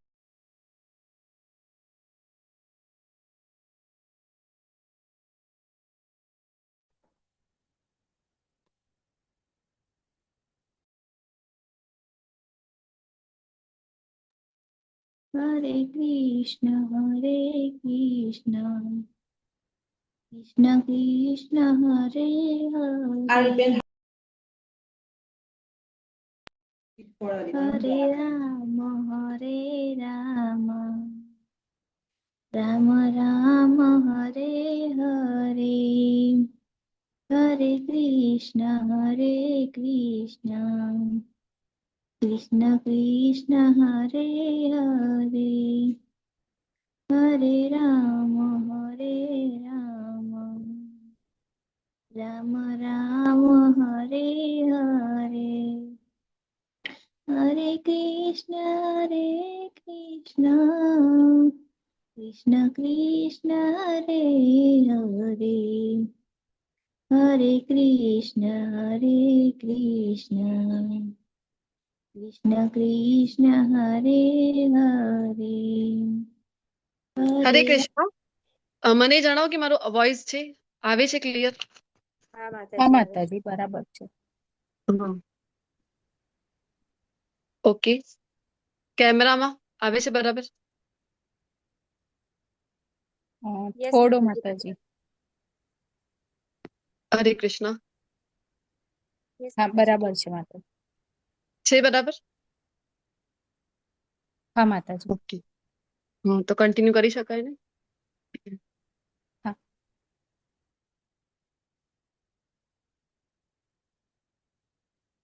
હરે કૃષ્ણ કૃષ્ણ કૃષ્ણ હરે હરે, ભીમલા હરે માતાજી રેકોર્ડિંગ સ્ટાર્ટ કરી દેજો. હા માતાજી. રામ start. રામ હરે હરે. હરે કૃષ્ણ. આપણે વાત કરતા હતા કે યુક્રેન અને રશિયામાં જયારે ફેસ્ટિવલ હોય છે ઇસ્કોનના કોઈ પણ, તો એ સમયે મોટા મોટા પાંડાલો ઓપન જે હોય એ સ્પેસ ઉપર થાય છે. કોઈ મંદિર, કોઈ હોલ વોલ બુક નથી કરતા. શું કામ? કારણ કે એટલી સંખ્યામાં લોકો એમાં ઇન્વોલ્વ થાય છે. અહીંયા પિક્ચરમાં આપણને જોવા મળી રહ્યું છે, એટલી સંખ્યામાં લોકો ઇન્વોલ્વ થાય છે ને, હોલ તો કોઈ નથી. અહીંયા તમે જોઈ શકો છો એટલા ઉત્સાહ સાથે ધર્મ આપણું છે, ભગવદ્ ગીતા આમ તો બધા માટે છે, પરંતુ એ લોકો આપણા કરતા વધારે માને છે. તો એ વિચારવા જેવી વાત છે. તો ડર્બન સાઉથ આફ્રિકાના મંદિરના દર્શન થાય છે અને સૌથી જે આપણો મેઇન સેન્ટર તરીકે ઓળખવામાં આવે છે. ઘણા લોકોને થાય છે ને કે અરે ઇસ્કોન તો વિદેશી સંસ્થા છે. તો અહીંયા તમને જણાવી દઉં, તમને પણ જાણીને આનંદ થશે કે વિદેશી સંસ્થા તો નથી, પરંતુ એનું જે મેઇન સેન્ટર છે ને એ અહીંયા માયાપુર એટલે કે વેસ્ટ બેંગોલ ભારતમાં જ આવેલું છે. માયાપુર તમે બધાએ પણ સાંભળ્યું હશે, TOVP કર્યું કે ટેમ્પલ ઓફ વૈદિક પ્લાનેટોરિયમ કરીને એ મંદિર જે છે આવેલું છે. અને અહીંયા આપણે દર્શન થઈ રહ્યા છે પરમ પૂજ્ય નામાનિષ્ઠ પ્રભુજીના, એમને આપણે વંદન કરીએ. અને અહીંયા એક સમજી રહ્યા છે શૃંખલા, એક ચેન કે ગુરુ શિષ્ય પરંપરાનું. કારણ કે જે જ્ઞાન આપણે લઈએ છીએ, ચોથા અધ્યાયમાં આવશે ત્યારે ડિટેલમાં ચર્ચા કરીશું. ગુરુ શિષ્ય પરંપરાથી જ્ઞાન લેવું ખૂબ જરૂરી છે. આપણી કઈ ચેન છે એ આપણે અહીંયા શોર્ટમાં જોઈએ. તો નીચે જે આપણને દર્શન થઈ રહ્યા છે એ છે પરમ પૂજ્ય નામાષ્ટ પ્રભુજી. એના ઉપર જે સેન્ટરમાં છે એ એમના ગુરુ મહારાજ એટલે કે પરમ પૂજ્ય જય પતાકા સ્વામીજી મહારાજ, અને એમના પણ ઉપર શિલા પ્રભુપાદજી, જેમના જીવન વિશે અત્યારે આપણે શોર્ટમાં જોવાનો પ્રયત્ન કર્યો હતો. તો આ એક ગુરુ શિષ્ય પરંપરા છે અને 33મા નંબર ઉપર આવે છે શિલા પ્રભુપાદજી. આખી એક શૃંખલા છે જે ભગવાનથી શરૂ થયેલી છે. તો ભગવદ્ ગીતાનો અર્થ એક અહીંયા આપવામાં આવેલું છે. ભગવદ્ ગીતા એટલે કે ભગવદ એટલે ભગવાન શ્રી કૃષ્ણ, અને એમના દ્વારા ગાવામાં આવેલું એટલે શ્લોકો જે છે ગીતની જેમ ગાવામાં આવેલા હતા એટલે ગીતા. તો ભગવદ્ ગીતા એટલે ભગવાન દ્વારા ગાવામાં આવેલું ગીત. આ એક અર્થ થાય છે એનો શબ્દશઃ. અને બીજા ઘણા બધા અર્થ છે ભગવદ્ ગીતાના. તમને જે લાગે છે ભગવદ્ ગીતા વિશે અત્યારે જે સાંભળ્યું છે એના બેસ ઉપર, અત્યાર સુધી જે જાણ્યું છે એના બેસ ઉપર તમે અહીંયા ચેટ બોક્સમાં એનું આન્સર લખી શકો છો. કારણ કે હું બધાને અનમ્યુટ અત્યારે કરીશ તો આપણો ટાઈમ જતો રહેશે, આપણને સમય મર્યાદા છે. તો આપણે ઘણી વખત કહીએ છીએ હે ભગવાન મારી સાથે વાત કેમ નથી કરતા, કેવી દુવિધા મનસ્થિતિમાં છું. તો ભગવાન વાત તો કરી છે. આ ભગવદ્ ગીતા આપેલી તો છે, આ કોના માટે છે? આપણા માટે છે. અર્જુનજી તો એક માધ્યમ બન્યા છે, પરંતુ ભગવાન કે છે અરે આપ્યું તો છે, આ લેટર, આ પ્રેમ પત્ર છે ભગવદ્ ગીતા તો ખોલ તો ખરો, ખોલશે તો તને જ્ઞાન થશે. આપણે તો સરસ મજાની ભગવદ્ ગીતા છે અમારી ઘરે, પરંતુ સરસ મજાના કપડામાં વેટિંગ રાખેલી, 2 વખત ટીંગ ટીંગ ટીંગ ટીંગ ઘંટડી વગાડી છે ચોખાથી અને કુમકુમથી. એને તો વધાવીએ પણ અમે તો, પરંતુ ખોલીને વાંચતા ક્યારે? વાસ્તવિક પૂજા ભગવદ્ ગીતાની એ જ છે કે એને ઓપન કરો, એને વાંચો. આ એની વાસ્તવિક પૂજા છે. તો ભગવદ્ ગીતા આપણા માટે આપણું લાઈફ મેન્યુઅલ છે. કોઈ વસ્તુ ખરીદી, અહીંયા એક ઉદાહરણ છે કે ટોય કાર. ટોય કાર લઈ આવો છો તમે, ઘરનું કોઈ પણ લઈ લો સાધન જે છે, ડિવાઇસ છે, મિક્સર છે અથવા તો વોશિંગ મશીન છે, ફ્રીજ છે, જે કંઈ પણ છે, તમારું ફોન છે, તો એની સાથે આવે છે એક મેન્યુઅલ. પહેલા જાણો કેવી રીતે એની કેર કરવાની છે, કેવી રીતે યુઝ કરવાનું છે, અને પછી એને આપણે ઓપન કરીએ છીએ, યુઝ કરીએ છીએ. સેમ વે તમને બધાને શું લાગે છે? આ જે માનવ દેહ છે એ કેવો છે? અતિ દુર્લભ છે. તુલસીદાસજી પોતે પણ કહે છે ને, બડી ભાગ માનુષ તન પાવા. આ માનુષ તન જે પ્રાપ્ત કર્યું છે એ મોટા આપણા સદભાગ્ય કહેવાય છે. ખૂબ રેયરેસ્ટ રેયર કહી શકાય એવું આ માનવ દેહ મળેલું છે. તો એના સાથે કોઈ મેન્યુઅલ નહીં હોય, આમ જ આપણને મોકલી દેવામાં આવ્યા કે જાઓ જેવું તમને ગમે એવું જીવી લો, તો જિંદગી ના મિલેગી દોબારા, એવું છે નહીં. આની સાથે પણ એક મેન્યુઅલ આપી દીધું છે ભગવાને આ ભગવદ્ ગીતાના રૂપમાં. તો મહાકાવ્ય મહાભારતનું આ એક ભાગ છે. મહાભારત શિલા વ્યાસદેવજી દ્વારા જે રચિત છે એનો એક ભીષ્મ પર્વ તરીકે એમને એની અંદર ખંડ આવે છે, એનો એક ભાગ છે આ ભગવદ્ ગીતા. તો બે બાજુ સેનાઓ છે, એક બાજુ કૌરવો છે, એક બાજુ પાંડવો છે. કૌરવો સેના લઈ આવે છે 11 અક્ષરની સેના, અને પાંડવો લઈ આવ્યા છે દુર્યોધનને તો હતું કે ક્યાંથી લઈ આવશે, કારણ કે સત્તામાં તો નહોતા, અજ્ઞાતવાસ તો જસ્ટ પૂરું થયું હતું. તો દુર્યોધનને હતું કે ક્યાંથી એ તો સેના વગેરે લઈ આવશે, પરંતુ યુધિષ્ઠિર મહારાજ પાસે તો 7 અક્ષરની સેના એમની પાસે પણ થઈ ગઈ હતી એમના સપોર્ટમાં. તો મેઇન જે છે ભગવદ્ ગીતા શું છે? તો ભગવાન શ્રી કૃષ્ણ અને અર્જુનજીના વચ્ચેનું એક સંવાદ છે. બંને જેવી રીતે વાત કરે છે તો અહીંયા આપણને ખબર પડે છે કે ગુરુ અને શિષ્યના વચ્ચે પણ કેવું રિલેશન હોવું જોઈએ. ગુરુની ગુણવત્તા પણ અહીંયા જોવાના છે.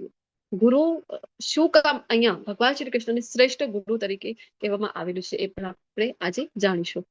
તો શું કામ આપણે આ જ બુક વાંચવાની? ભગવદ્ ગીતા યથારૂપ ઘણી બધી ભગવદ્ ગીતા છે, શું કામ આ જ વાંચવાની? તો જ્યારે તમે બધા અહીંયા મોબાઈલથી મોસ્ટલી કનેક્ટેડ હશો અથવા લેપટોપથી, ને મોબાઈલ ક્યારે કામ કરે છે? મોબાઈલ તમે કેટલું પણ મોંઘો લઈ આવો, કામ ક્યારે કરે છે? જ્યારે ચાર્જ હોય.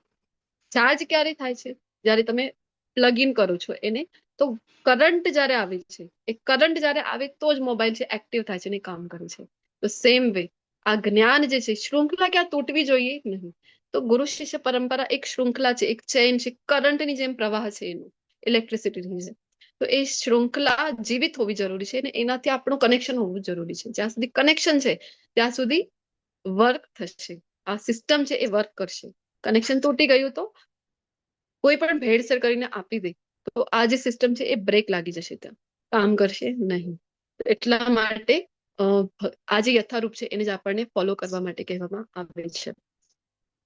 તો ફ્રૂટ્સ છે, ઝાડની ઉપર ફળો છે ઘણા બધા. કેરીની સિઝન ગઈ થોડાક સમય પહેલા જ, તો કેરીઓ છે ઘણી બધી આપણને જોઈએ છે. તો આપણી પાસે બે રસ્તાઓ છે. એક છે કે તમે પોતે નીચે ઉભા છો અને પથ્થર મારો એના ઉપર, કાંકરા છે એ મારો, અને પથ્થરથી નીચે પડી જાય તો કેવા ફ્રૂટ્સ મળશે તમને? કે નીચે પડી ગયા છે, અરે અડધા તો તૂટી ગયા છે, ધૂળ મિટ્ટીમાં મિશ્રિત થઈ ગયા છે, એવા ફ્રૂટ્સ તમને મળશે. બીજો એ છે તમારા ગ્રુપમાંથી કોઈ એક જણ છે ઝાડ ઉપર ચડી જાય અને એ ત્યાંથી તોડીને લઈ આવે તો તમને કેવા બધા ઇન્ટેક્ટ ફ્રૂટ્સ છે એવા મળશે. સેમ વે તમે પોતે પ્રયત્ન કરશો તો જરૂરી નથી કે એનું ઇન્ટેક્ટ રહેશે, એની ક્વોલિટી, એનું જે રસ સ્વાદ બધું એઝ ઇટ ઇઝ રહેશે. તો ધૂળ મિશ્રિત થઈ જશે, જેમ આપણે જોયું કેરીનું. પરંતુ જ્યારે કોઈ આપણા માટે, એટલે કે ગુરુ શિષ્ય પરંપરાના આચાર્યો આપણા માટે જ્યારે આ જ્ઞાન લઈ આવીને આપણને આપી રહ્યા છે, પીરસી રહ્યા છે, તો એકદમ ઇન્ટેક્ટ જે ફ્રૂટ છે એ આપણને મળે છે. તો ટોટલ જે શ્લોકો છે ભગવદ્ ગીતાના 700 શ્લોકો છે અને ભગવાન કૃષ્ણ દ્વારા જે કહેવામાં આવેલા છે એ છે 574, અર્જુનજી દ્વારા 84 છે, સંજયજી દ્વારા 41 અને ધૃતરાષ્ટ્ર દ્વારા માત્ર 1. એ પણ પહેલા અધ્યાયનું પહેલું શ્લોક. શરૂઆત કરી દીધી ધૃતરાષ્ટ્ર. તો સેન્ડવિચ તમારામાંથી આઈ થિંક બધા જ ખાધી હશે, ખાધી નહીં તો જોઈ તો હશે. એવું કોઈ નહીં હોય કે સેન્ડવિચ નથી જોઈ. સેન્ડવિચમાં શું હોય છે? નીચે એક બ્રેડ છે, ઉપર એક બ્રેડ છે, વચમાં એનું ફિલિંગ હોય છે, ચીઝ છે, સ્ટફિંગ જે છે એ વચમાં હોય છે. સેમ વે ભગવદ્ ગીતાના જે 18 અધ્યાય છે એની જો આપણે 6 આમ 3 ભાગોમાં વિભક્ત કરીએ તો નીચેનું જે બ્રેડ છે એ છે કર્મયોગ, વચનો જે બ્રેડ છે 6 અધ્યાય વાળું એ છે ભક્તિયોગ અને ઉપર એક કવરિંગ છે એ છે જ્ઞાનયોગ. તો જ્ઞાનયોગ કર્મયોગની વચ્ચે એકદમ સાચવીને રાખેલું જે અધ્યાય છે 6 અધ્યાય સેન્ટરના, એને કહેવામાં આવે છે ભક્તિયોગના અધ્યાય. ખૂબ પ્રિશિયસ છે, પ્રિશિયસ વસ્તુ આપણે સેન્ટરમાં રાખીએ છીએ, સંભાળીને રાખીએ છીએ. ખૂબ પ્રિશિયસ અધ્યાય છે. તો જરૂર બની રહો અમારી સાથે આ સેન્ટરના મહત્વના અધ્યાયો સુધી. તો ભગવદ્ ગીતામાં મુખ્ય 5 વિષયોનું જ્ઞાન લેવા જઈ રહ્યા છીએ. સૌથી પ્રથમ જ્ઞાન લઈશું એ છે ભગવાન વિશે. એ ભગવાન કોણ છે એ શાસ્ત્રોમાંથી શ્લોકો લઈને સમજવાનો પ્રયત્ન કરીશું કે ભગવાન એટલે શું, ભગવાનની વ્યાખ્યા. તો જીવ, બીજો જે વિષય છે એ છે જીવ, એટલે આપણે પોતે જીવાત્મા. ત્રીજો છે પ્રકૃતિ. પ્રકૃતિ ઉપર આમ તો બધી જગ્યાએ આપેલું છે, બીજા અધ્યાયમાં પણ ઘણું બધું છે. અને 13મા અધ્યાયનું તો નામ જ છે પ્રકૃતિ પુરુષોની ચેતના. ત્યાં થોડુંક હજી સમજીએ.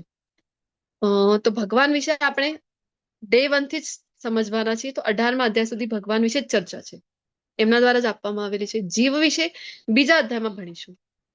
પ્રકૃતિ વિશે જેમ કીધું 13મા અધ્યાયમાં. કર્મના તો 2 આખા અધ્યાય છે, એક તો 3જો અધ્યાય કર્મયોગ અને એક 5મો અધ્યાય કર્મયોગ. કાળ એટલે કાળના 2 પ્રકાર છે, એક સમય અને એક છે મૃત્યુરૂપી જે કાળ છે. તો સમય વાળું જે છે 4થા અધ્યાયમાં ભણીશું અને કાળ એટલે કે મૃત્યુરૂપી 11મા અધ્યાયમાં એની ચર્ચા મળશે આપણને.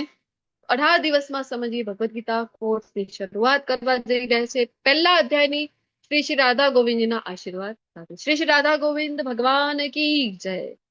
પહેલા અધ્યાયનું નામ છે અર્જુન વિષાદ યોગ. તો હવે અહીંયા એક વાત સમજીએ કે ભગવદ્ ગીતા તો જયારે બોલાઈ હતી અર્જુનજીને કન્ટિન્યુઅસ બોલાઈ હતી. એવું નથી કે એ પહેલો અધ્યાય પૂરો થયો ચલો બોલો ગોવર્ધન રાજ કી જય, પછી ભગવાન શ્રી કૃષ્ણ કનૈયા લાલ કી જય એવું કરી દઈએ તો પેલો અધ્યાય પૂરો. હવે બીજા અધ્યાયની શરૂઆત. એવું છે નહીં. આ તો કન્ટિન્યુશનમાં બોલાઈ હતી, પરંતુ આપણા જેવાને ઇઝીલી સમજમાં આવી જાય, જેમને શાસ્ત્રોનું જ્ઞાન નથી, સંસ્કૃતનું જ્ઞાન નથી, કોઈ ક્યારેય શાસ્ત્રો ઉપાડીને ખોલ્યા નથી, તો ઇઝી આપણે સમજી શકાય એટલા માટે આચાર્યો એને ડિવાઈડ કર્યા છે, 18 અધ્યાયમાં વિભક્ત કર્યા છે વિષય અનુસાર. તો એટલા માટે જો તમે જોવો તો ઘણા આચાર્યો દ્વારા નામ જે છે અલગ અલગ આપવામાં આવેલા છે. તો અર્જુન વિષાદ યોગ તરીકે ઓળખવામાં આવે છે, અને શિલા પ્રભુપાદજી એને નામ આપ્યું છે કે કુરુક્ષેત્રની રણભૂમિમાં સૈન્ય નિરીક્ષણ. મુદ્દા આપણી સમક્ષ છે કે આ અધ્યાયમાં જે આપણે ભણવા જઈ રહ્યા છીએ, ધૃતરાષ્ટ્રની પૃચ્છાથી પૂછપરછથી શરૂઆત થાય છે.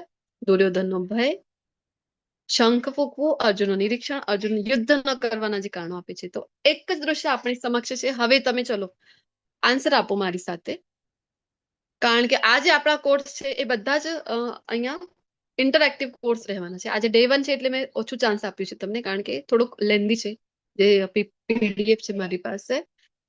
તો આ ઇન્ટરેક્ટિવ રાખીશું, એકબીજા સાથે ચર્ચા કરવાની છે. આ જે ક્લાસ છે અહીંયા આપણે ચર્ચા કરીને એકબીજા સાથે સમજવાનો, શીખવાનો અને જીવનમાં ઉતારવાનો પ્રયત્ન કરવાનો છે. તો બોલો કોના કોના દર્શન થઈ રહ્યા છે? 3 જણના અહીંયા આપણે દર્શન થઈ રહ્યા છે. બોલો, અનમ્યુટ કરીને બોલો કોના કોના દર્શન થાય છે. સૌથી પહેલા પૂછું છું, ઉપર જે છે પિક્ચર કોનું છે? હરે કૃષ્ણ. હરે કૃષ્ણ, અર્જુન મહારાજ. સૌથી ઉપર જે છે કોર્નર ઉપર બધા લખી રહ્યા છે જો અહીંયા ચેટ બોક્સમાં.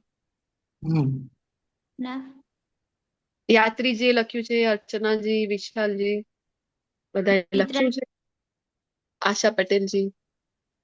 કોના દર્શન થાય છે? ધૃતરાષ્ટ્રના. સેન્ટરમાં થાય છે કોણ છે? અર્જુન. અર્જુનજી. અને નીચે છે દુર્યોધન. નીચે છે કોણ છે? દુર્યોધન. દુર્યોધન. તો ફર્સ્ટ અધ્યાય એટલે કે આપણે જોઈએ તો મેઇન જે છે આ 3 જણની માનસિકતા સમજવાનું છે પહેલા અધ્યાયમાં.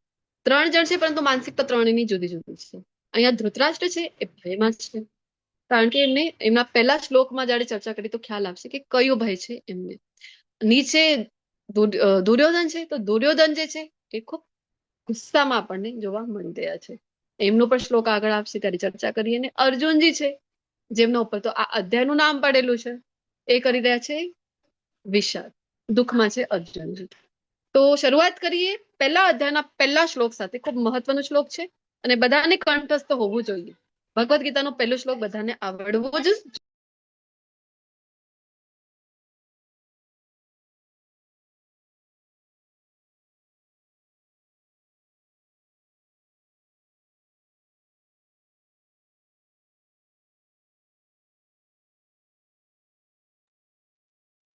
માતાજીનો અવાજ બંધ થઈ ગયો. હરે કૃષ્ણ. હા, મેં મ્યુટ કર્યું હતું. તો આ શ્લોક બધાને કંઠસ્થ હોવો જોઈએ. બધાને વિનંતી છે ને હોમવર્ક પણ છે કે આ શ્લોક આજે કંઠસ્થ કરો, આવતીકાલે હું તમારો કંઠસ્થ લઈશ. શરૂઆતમાં ધૃતરાષ્ટ્ર ઉવાચ ધર્મક્ષેત્રે કુરુક્ષેત્રે સમવેતા યુયુત્સવા મામકા પાંડવા ચૈવ કિમ કુર્વત સંજય.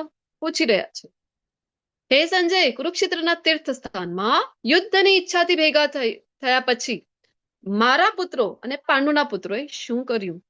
આ પ્રશ્ન છે. વિચાર કરો કે યુદ્ધના ભૂમિમાં આવ્યા છે તો શું કરશે?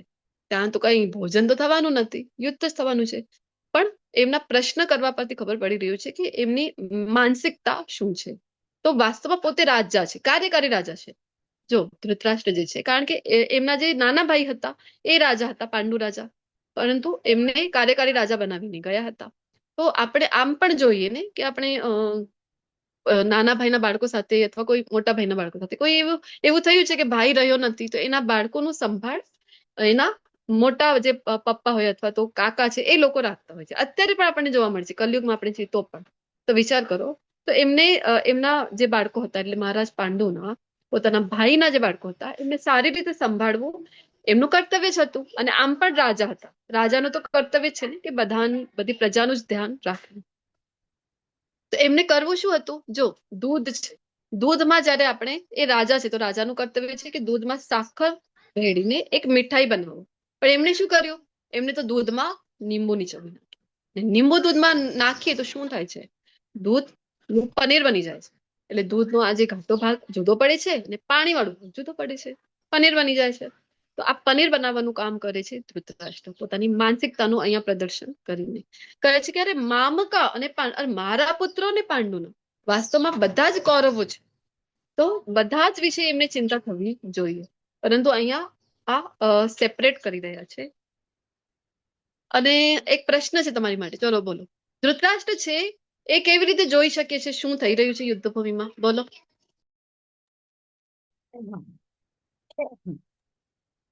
સંજય દ્વારા. સંજય. સંજય દ્વારા.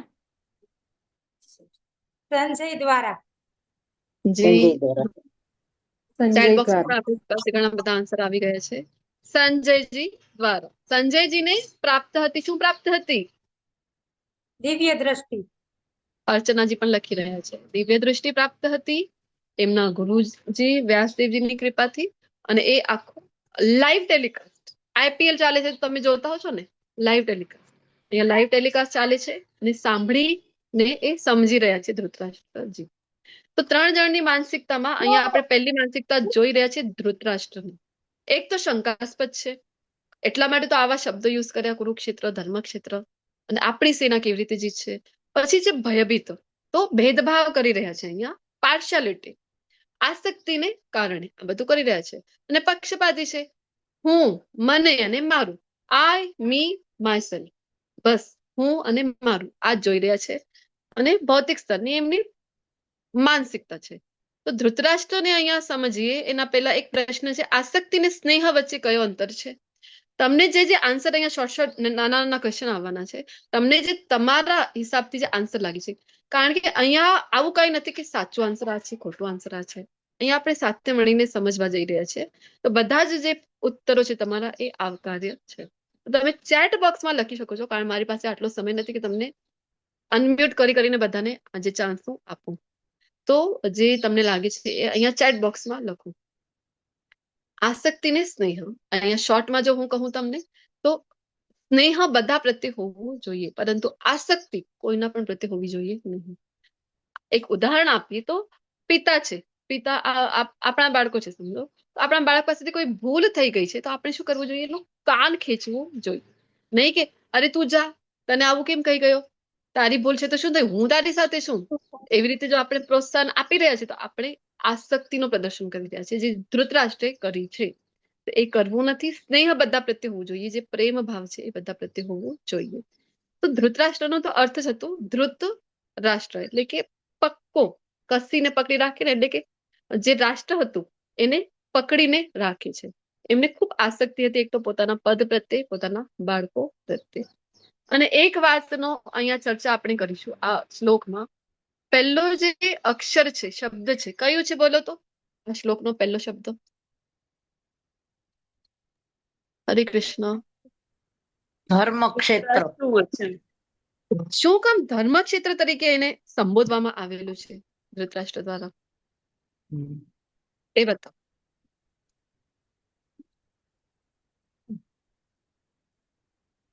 ધર્મના કાર્યો થયા હતા ત્યાં. આ જે જગ્યા, યસ માતાજી, થેન્ક યુ સો મચ. આ જે જગ્યા છે કુરુક્ષેત્રની જે ભૂમિ છે, જ્યાં યુદ્ધ માટે બધા ભેગા થયા છે, આ જે જગ્યા હતી, અહીંયા આ કૌરવોના જે પૂર્વજો હતા, અહીંયા પાંડવો પણ કૌરવમાં જ આવે છે. તો કુરુવંશ આપણે કહીએ, કુરુવંશના જે પૂર્વજો હતા એમને ઘણી બધી તપસ્યા કરી હતી. એ તપસ્યાના લીધે એ જગ્યાને એવું ફળ પ્રાપ્ત હતું, એ જગ્યાનો એટલો મહિમા હતો, દેવતાઓના આશીર્વાદ હતા કે આ જગ્યા ઉપર તમે ધર્મના રિલેટેડ જે કંઈ પણ કાર્ય કરશો તો એમાં તમને અવશ્ય સફળતા મળશે. તો એટલા માટે અહીંયા પૂછી રહ્યા છે કે ધર્મ ક્ષેત્રે કુરુક્ષેત્રે, ધર્મના સ્થાન, અને એમનો ભય પણ આ જ લીધે છે, કારણ કે એ પોતે જાણે છે કે જગ્યાની મહિમા એ જ છે. ધર્મના પક્ષમાં હશો તો વિજય મળવાની છે, તો કાર્ય સફળ થવાનું છે. એ તો જાણતા હતા ભલી ભાતી. પોતાના જે પુત્રો છે એ તો વિધર્મીઓ છે. તો આગળ ચર્ચા કરીએ. આપણા મનની સરખામણી કરવાની છે દુર્યોધન અને ધૃતરાષ્ટ્રની સાથે. તો આ ખૂબ ઇઝી છે આન્સર આપવો. ચેટ બોક્સમાં લખો. ઇન શોર્ટ કહું તો આઈ મી માયસેલ્ફ. ધૃતરાષ્ટ્ર પોતાનું જ જોઈ છે, આપણે પણ એ જ કરીએ છીએ. આપણી જે લાઈફ છે સેલ્ફ સેન્ટર્ડ છે. હું સેન્ટરમાં છું અને મારી જે આખી લાઈફ મારી જ આજુબાજુ. મારી સાથે આ થશે કે નહીં, મને આ મળશે કે નહીં, આ વ્યક્તિ શું કામ મારી સાથે આવું બોલ્યું હશે, બધી જ આખી લાઈફમાં સેન્ટરમાં આપણે છીએ. તો આવી આપણી લાઈફ છે. અસંતોષ અને અધર્મ વચ્ચે સંબંધ. આનો પણ આન્સર લખી શકો છો. બીજું એ કે આનો આન્સર તમારે અનિમ્યુટ થઈને આપવાનો છે કે જો યોગ્ય રીતે ધૃતરાષ્ટ્રે યુધિષ્ઠિરને સિંહાસન સોંપી દીધું હોત તો પરિણામ શું આવત? બોલો. હરે કૃષ્ણ, યુદ્ધ ન થાત. આ જે યુદ્ધ છે મહાભારતનું એ ન થાત. હજી એક મહત્વની વાત છે, બોલો. મેમ જય માતાજી. યુદ્ધ જ ના હરે કૃષ્ણ. થાય, હરે કૃષ્ણ, યુદ્ધ જ ના થાય તો પછી ગીતા પણ નહીં લખાતે ને, ભગવદ ગીતા. હરી બોલ, હરી બોલ. ખૂબ સુંદર. આપણે જેના માટે આપણે બધા ભેગા થયા છીએ એ જ આપણને ના મળત ને. યુદ્ધ જ ના થાત, આ તો આપી દીધું તો યુદ્ધ ના થાત, તો ગીતા જ ના બોલાઈ હોત, આપણને જ્ઞાન ના મળત. તો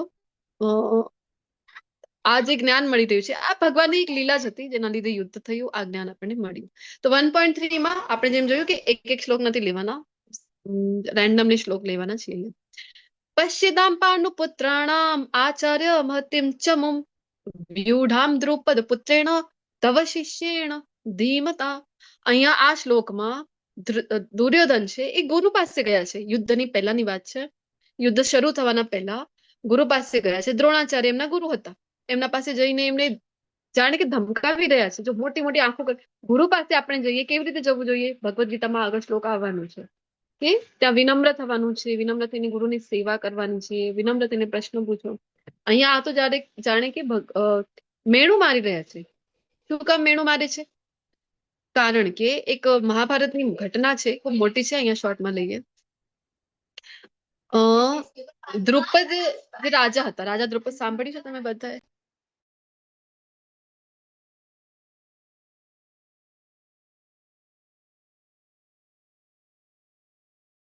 હરે કૃષ્ણ. દ્રુપદ રાજા ફ્રેન્ડ હતા, ખૂબ બેસ્ટ ફ્રેન્ડ હતા. કોના? મેં સાંભળ્યું છે દ્રુપદ રાજાનું નામ. હા, સાંભળ્યું છે ને. કોના પિતા હતા એ જણાવો. ચલો. દ્રુપદ રાજા દ્રૌપદીના પિતા. દ્રૌપદીના દ્રૌપદી અને દ્રુપદ ભાઈ હતો ને, એના પિતા ધૃષ્ટદ્યુમ્ન. એની જ વાત અહીંયા થઈ રહી છે કે દ્રુપદ પુત્રેણ. તો દ્રુપદના પુત્ર કોણ? ધૃષ્ટદ્યુમ્ન. યસ. તો દ્રોણાચાર્ય નાનપણની, ચલો ફ્લેશબેકમાં જઈ રહ્યા છીએ. નાનપણની વાત છે. દ્રોણાચાર્ય દ્રુપદ બંને ફ્રેન્ડ છે, ખૂબ સારા ફ્રેન્ડ, ગુરુકુળમાં ભણી રહ્યા છે અને સાથે સાથે શિક્ષણ લે છે, સાથે સાથે ભોજન કરે છે, હરવા ફરવા સાથે જાય છે. એક વખતે એવી ઘટના બને છે કે દ્રુપદ રાજાના પ્રાણ સંકટમાં આવી ગયા કોઈ કારણસર, અને એ સમય દ્રોણાચાર્યજી એમની સહાયતા કરી. તો ત્યારે કારણ કે રાજકુમાર હતા દ્રુપદ રાજા, નાના હતા તો એમણે કીધું કે અરે આજે તે મારી રક્ષા કરી છે, ચલ હું પણ તને વચન આપું છું, જયારે આપણે મોટા થઈશું હું તો રાજા જ બનવાનો છું, કારણ કે હું તો રાજકુમાર છું. તો એ સમયે હું મારું અડધું રાજ્ય છે ને એ તને આપી દઈશ, એવું કીધેલું હતું. તો મોટા થઈ ગયા, હવે બધા પોતપોતાની સંસારમાં વ્યસ્ત. તો દ્રુપદ રાજા રાજા બની ગયા છે, મહાન રાજા હતા, એ પણ યોદ્ધા પણ મહાન હતા. અને દ્રોણાચાર્યની બ્રાહ્મણ હતા. તો બ્રાહ્મણ નું કારણ કે એવું હતું કે તમે કોઈ વસ્તુનો સંગ્રહ કરીને ન રાખી શકો. એ જે શાસ્ત્રો મુજબ તમારે ચાલવાનું છે, તમારે માર્ગદર્શન કરવાનું છે સમાજને, તો એ કારણસર એ સંગ્રહ કરીને રાખતા નહોતા. તો થોડી પરિસ્થિતિ પણ આર્થિક એવી હતી, થોડી પરિસ્થિતિઓ એવી હતી કે એમને એક પુત્ર હતું.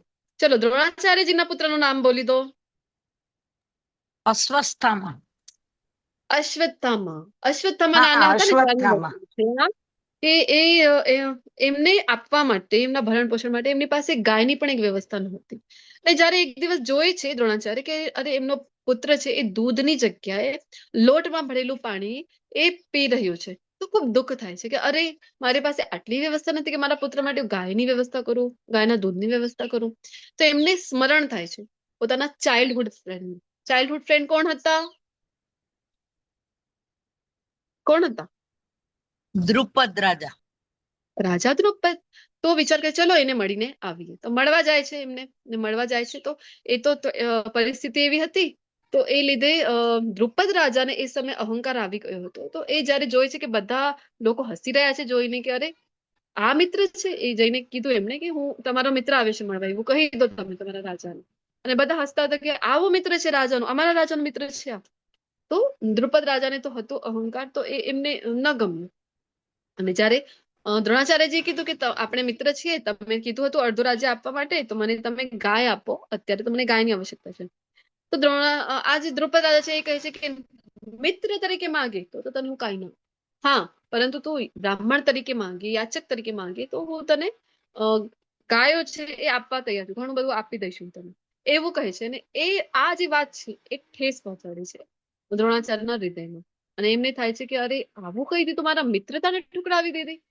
તો એ સમય વિચાર કરે છે કે હું આવો શિષ્ય તૈયાર કરીશ ને જે ભવિષ્યમાં આ દ્રુપદ રાજાને પરાસ્ત કરશે, મારી શિક્ષા એવી આપી છે શિષ્યને. તો પછી કાલાંતરની ઘટના થાય છે કે કૌરવો પાંડવો શિક્ષણ લેવા માટે આવે છે, ગુરુ દ્રોણાચાર્યજી એમને શિક્ષણ આપે છે. અને એક દિવસ એવું થયું કે શિક્ષણ પૂરું થયું તો કહે છે ગુરુ દ્રોણાચાર્ય કે ગુરુ દક્ષિણામાં હવે તમે મને એ આપો જે મને કોઈ ધન વૈભવની કોઈ આવશ્યકતા નથી, તમે મને એ આપો જે હું તમને કહું છું. તમે જાઓ એ દ્રુપદને બંદી બનાવીને મારી સમક્ષ લઈ આવો. અને પહેલા તો દુર્યોધન કે અત્યારે લઈ આવું હું તો, નીકળી પડ્યો દુર્યોધન, એની પાસે બધા કૌરવો અને દ્રુપદ રાજા તો યુદ્ધ કૌશલ હતા, એમણે તો તરત જ પરાસ્ત કરી દીધું. ઉલટાનું કૌરવોને બંદી બનાવી નાખ્યું, દુર્યોધનને બંદી બનાવી નાખ્યું. અને પછી જયારે જાણ થઈ પાંડવો આવ્યા, અર્જુનજીએ તો આટલી કુશળતાથી યુદ્ધ કર્યો, એમને પરાસ્ત કર્યો, કૌરવોને છોડાવ્યા અને દ્રુપદને બંદી બનાવીને પોતાના ગુરુના શરણમાં મૂકી દીધા. તો એ સમય દ્રોણાચાર્ય કીધું કે આમ જોવા જઈએ તું પરાસ્ત છે તો તારો આખો રાજ્ય મારું થાય છે, પણ જા હું દાનમાં અડધું રાજ્ય તને સોંપું છું. અને હવે ક્ષત્રિય છે દ્રુપદ રાજા, ક્ષત્રિયોને તો વિચાર કરો, જો પ્રાણ જતા રહે તો આટલી કોઈ ચિંતાની વાત નથી, એ તો માને છે કે સ્વર્ગ સમાન છે યુદ્ધ ભૂમિમાં પ્રાણ ત્યાગ. પરંતુ જો કોઈ આવી રીતે અપમાનિત કરે પરાસ્ત કરીને અને પછી છોડી દે છે એને, તો એ એમને તો પ્રાણ જાય એના કરતા પણ વધારે છે, એ શર્મનાક લાગે છે ને ખૂબ એમના મનમાં ત્યારથી દ્વેષ ભરી જાય છે અને વિચાર કરે છે કે હવે મારે એવું પુત્ર જોઈએ કે જે આ જે દ્રોણાચાર્ય છે એનું મૃત્યુ કરી દે. વિચાર કરો, વનમાં જાય છે, શોધે છે આવા આચાર્યોને, એવા પુરોહિતોને જે યજ્ઞ કરાવી રહ્યા છે. શું કામ? કારણ કે એવા પુત્રની પ્રાપ્તિ થાય કે જે દ્રોણાચાર્યનું મૃત્યુ કરાવી દે, એને મારી શકે. તો સૌથી પહેલા યજ્ઞથી પ્રકટ થયા. કોણ પ્રકટ થયા બોલો એ યજ્ઞથી સૌથી પહેલા?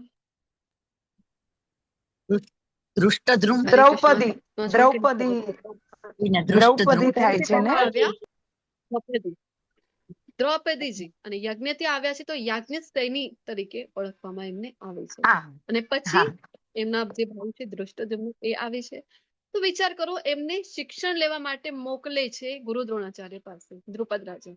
અને બ્રાહ્મણોની માનસિકતા જો એ સમયમાં ખબર છે કે એનું તો જન્મ જ મારા મૃત્યુ માટે થયું છે, તો પણ એને બધી જ વિદ્યા, યુદ્ધ વિદ્યા શીખડાવી દીધી, જે કૌરવોને શીખડાવી, જે પાંડવોને શીખડાવી, જે પોતાના પ્રિય શિષ્ય અર્જુનને શીખડાવી, જે પોતાના પ્રિય પુત્ર અશ્વત્થામાને શીખડાવી હતી, એ બધી જ યુદ્ધ વિદ્યા એને પણ શીખડાવી.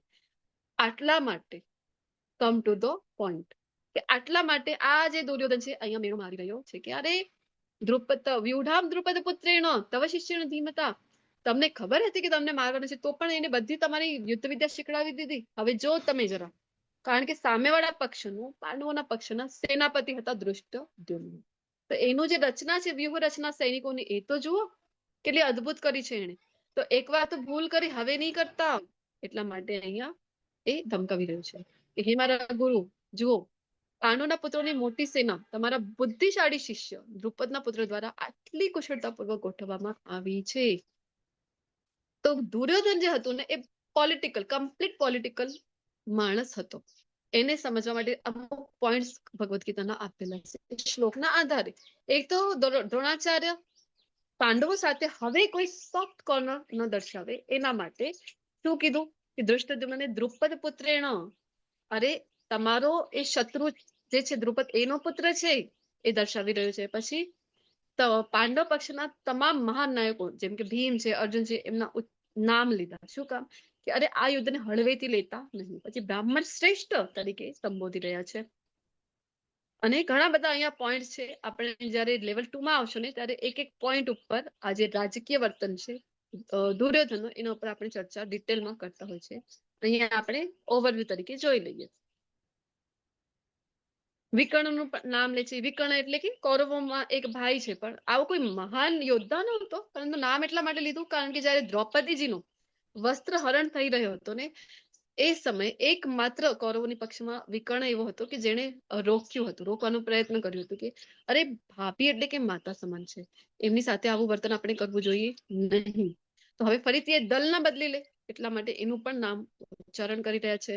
અને ઘણા બધા એવા યોદ્ધાઓ છે કે જે મારા માટે પોતાનું જીવ આપવા પણ તૈયાર છે, એવું પ્રોત્સાહન આપવા માટે એવું બધું કહી રહ્યા છે.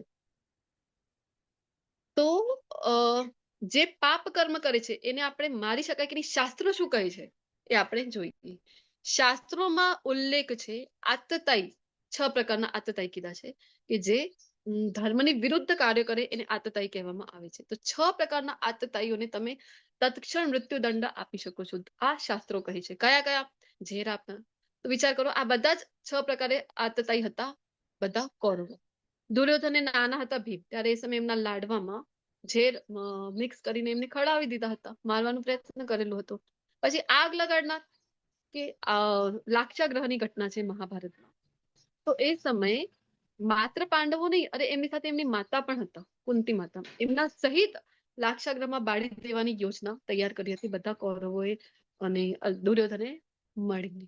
ઘાતક હત્યારો હુમલો જે કરે છે, તો ઘાતક હત્યારથી કોઈ હુમલો કરે તો એને પણ આમ પણ આપણો લો પણ કહે છે સેલ્ફ ડિફેન્સ માટે તો તમે કરી શકો છો પ્રતિઘાત. કોઈ ઘાત કરે તો તમે પ્રતિઘાત કરી શકો છો. તો ઘણી વખત એવું થયું હતું જયારે લાક્ષાગ્રહની ઘટના લઈ લો અથવા કે દુર્યોધન પાંડવો માટે લાખનું ઘર બાંધવાની વ્યવસ્થા કરી અને જયારે હુમલો કરવા તૈયાર થયા હતા ત્યારે તેને સળગાવી દેવાનું પણ કાવતરું ઘડ્યું હતું. ને નાનપણથી લઈને મોટા થયા ત્યાં સુધી આપણે જોયું કે કેટલીક વખત મહાભારતની ઘટના છળકપટ કર્યો છે, કેટલીક વખત મારવાનો પ્રયત્ન કર્યો છે. અને એક ચોર જે હોય ચોરી કરે છે, તો શકુની મામાએ કર્યું હતું કે નહીં? જે દ્યુત ક્રીડા હતી એમાં છલ કપટ કરીને બધી જ એમની સંપત્તિ ઇન્દ્રપ્રસ્થ આખું એમાં હડપી લીધું હતું. બીજાની જમીન ઉપર કોઈ કબજો કરે છે, તો કોઈ જમીન ઉપર કબજો કરે તો એમનો ઇન્દ્રપ્રસ્થ નગરી લઈ લીધી. તો આ પણ જમીન ઉપર આવી રીતે કબજો કર્યો ને બીજાની પત્નીનો અપહરણ કરે અથવા અપમાન કરે. તો કૌરવોએ કર્યું જ હતું જે વસ્ત્રહરણની ઘટનાની વાત કરી. અને બીજું એ કે જયારે વનવાસમાં હતા, વનવાસની સમયે કૌરવોની એક બેન હતી. ચલો બેનનું નામ બોલો, શું હતું કૌરવોની બેન? દુશાલા. હરે કૃષ્ણ. એમનું પતિનું નામ શું હતું? જયદ્રથ. હા, જયદ્રથ. હા, તો જયદ્રથ આમ જોવા જઈએ તો શું થયા? બનેવી થયા ને. તો દ્રૌપદીજી ઉપર કુદૃષ્ટિ નાખી હતી. દ્રૌપદીજી ખૂબ સુંદર હતા, તો એમને અપહરણ કરીને રથમાં બેસાડીને લઈ જવાનો પ્રયત્ન કર્યો હતો. આવી રીતે 6 પ્રકારની તો આતતાઈ હતા. તો શાસ્ત્રો તો કહે જ છે એમને મારી શકાય છે. તો આપણે તો અહીંયા જે દેશમાં રહી રહ્યા છે એ દેશનું સંવિધાન ફોલો કરવું એ આપણું કર્તવ્ય છે, પરંતુ શાસ્ત્રો શું કહે છે એ પણ જ્ઞાન આપણી પાસે હોવું જરૂરી છે. એટલા માટે આપણે અહીંયા ભણી રહ્યા છે. હવે એવું નથી કે કાનૂન આપણે હાથમાં લઈ લઈએ આ સ્લાઇડ વાંચીને, ના, મેં તો ભગવદ ગીતાના ક્લાસમાં ભણ્યું હતું, એવું કરવાની જરૂર નથી. સમજીએ પહેલા શાસ્ત્રોને, સંવિધાનને પણ ફોલો કરવું ખૂબ જ મહત્વનું છે. તો અલગ અલગ શંખ ફૂંકાવાથી ગભરાટ મચી ગયો. અહીંયા જયારે શંખનાદ થયા, કૌરવોએ પણ શંખનાદ કર્યું, પરંતુ એનો કોઈ ખાસ પ્રભાવ અહીંયા પાંડવો પક્ષ ઉપર પડ્યો નહીં. પરંતુ જયારે પાંડવોના પક્ષમાં શંખનાદ થયું, યુદ્ધની પહેલા શંખનાદ થાય છે ને, એની વાત અહીંયા થઈ રહી છે. તો એ સમયે તો બીજા પક્ષમાં એટલે કૌરવોના પક્ષમાં તો ખળબળાટ મચી ગઈ અને આકાશ પૃથ્વી બંને જગ્યાએ તો જાણે આખા કંપન છે, વાઇબ્રેશન થઈ રહ્યા છે. અને ધૃતરાષ્ટ્રના જે પુત્રો છે એમના તો હૃદય કહીએ ને કે એ તો વિખેરી ગયા, બેસી ગયા. કહીએ ને આપણે કોઈ ચિંતામાં આવ્યું તો અરે મારું તો હૃદય જ બેસી ગયું. સેમ વે અહીંયા બધા કૌરવો છે એમનું તો હૃદય જ બેસી ગયું. શું કામ? કારણ કે અધર્મી હતા. તો એમના શંખનું કઈ પ્રભાવ ખાસ અહીંયા પડ્યું નહીં, પરંતુ આ લોકોના દિવ્ય શંખ હતા. બધાના શંખોના નામ પણ છે. તો તમે મને અહીંયા જણાવો, ભગવાન દ્વારા જે શંખ વગાડવામાં આવે છે એ શંખનું નામ શું છે? પાંચજન્ય. પાંચજન્ય. પાંચજન્ય. અર્જુનજીના શંખનું નામ છે, ભીમના શંખ, બધાના શંખનું નામ છે. એક શ્લોક ખૂબ સુંદર આવે છે, એટલા માટે કીધું છે કે તમે ભગવદ્ ગીતા રાખો, ખોલો. આજ એક અધ્યાય કર્યું આપણે કમ્પ્લીટ, તો અધ્યાય પહેલાના શ્લોકો અનુવાદ વાંચવાનો પ્રયત્ન કરો. તો આપણે જાણીએ છીએ આ જે યુદ્ધ છે મહાભારતનું, એનું પરિણામ આપણને બધાને ખબર છે. કોણ જીત્યું હતું બોલો તો? રિઝલ્ટ ખબર છે આપણને? પાંડવો. પાંડવો. તો એના મુખ્ય 9 કારણો આપવામાં આવે છે. કયા કયા છે? એમાંથી કોઈ ખબર હોય, એકાદો બે ખબર હોય તો શેર કરી શકો છો. કૃષ્ણ એમની જોડે હતા. એમની જોડે પહેલો તો કૃષ્ણ હતા પાંડવો સાથે, અને બીજું ધર્મ માટે એ લોકો યુદ્ધ કરતા. એક કારણ બતાવો તો બધાને ચાન્સ મળશે. ફટાફટ થોડુંક ધર્મ એમની સાથે હતો, ધર્મ માટે યુદ્ધ કરતા હતા. ઓકે, ખૂબ સુંદર. હનુમાનજી ધજા ઉપર હતા, ધ્વજ ઉપર, કપિધ્વજ હતો એટલે. કપિધ્વજ. જી હજી? ગાંડીવ હતું એની પાસે. ગાંડીવ જેવા દિવ્ય અસ્ત્ર હતા, શસ્ત્ર હતા અર્જુનની પાસે. જી, એનો રથ પણ દિવ્ય હતો એટલે. હરે કૃષ્ણ માતા. તે દિવસે એકાદશી. આજે કઈ તિથિ છે? આજે એકાદશી છે, કામિની એકાદશી. કઈ? મોક્ષદા એકાદશી હતી. ના, આજે પણ અત્યંત પાવન એવો એકાદશી નો દિવસ છે. જી, થેન્ક યુ. એકાદશીને માધવ તિથિ તરીકે પણ ઓળખવામાં આવે છે. ભગવાનની અતિ પ્રિય તિથિ છે. તિથિ મુજબ પ્રભાવ પડે છે દિવસનો. એટલે આપણે જોતા હોય છે ને, બાળક જન્મે ત્યારે આપણે કોઈ પણ શુભ કાર્ય પણ કરીએ તો એ સમય આપણે ચોઘડીઓ જોતા હોય છે, સમય, દિવસ, તિથિ જોતા હોય છે. તો આપણો અત્યારનો ખૂબ જ આપણા ઉપર કૃપા કહેવાય કે એકાદશીના દિવસે આ જ્ઞાન યજ્ઞની આપણે શરૂઆત કરી છે. તો યસ, મોક્ષદા એકાદશીનો એ દિવસ હતો. તો ઓબ્વિયસલી એનો ફળ અત્યંત મળે. એવું કહેવાય છે એકાદશીના દિવસે તમે જે કંઈ પણ સ્પિરિચ્યુઅલ એક્ટિવિટી કરી રહ્યા છો ભગવાનની સેવા માટે, એનું ફળ, આમ તો ફળ માટે કરતા નથી આપણે, બીજા અધ્યાયમાં જોઈશું, પરંતુ એનું જે ફળ છે ને એ 1000 ગણું આપણને મળે છે. ધારો કે તમે આ હરે કૃષ્ણ મહામંત્ર એક વખત બોલ્યું આજના દિવસે, તો તમને 1000 વખત આ મંત્ર બોલવાનું ફળ મળે છે. ખૂબ મહત્વનું છે. આ દિવસે જપ એટલા માટે ભક્તો છે વધારે ને વધારે કરતા હોય છે. તમે પણ જપ આજે કરવાનું અવશ્ય પ્રયત્ન કરજો.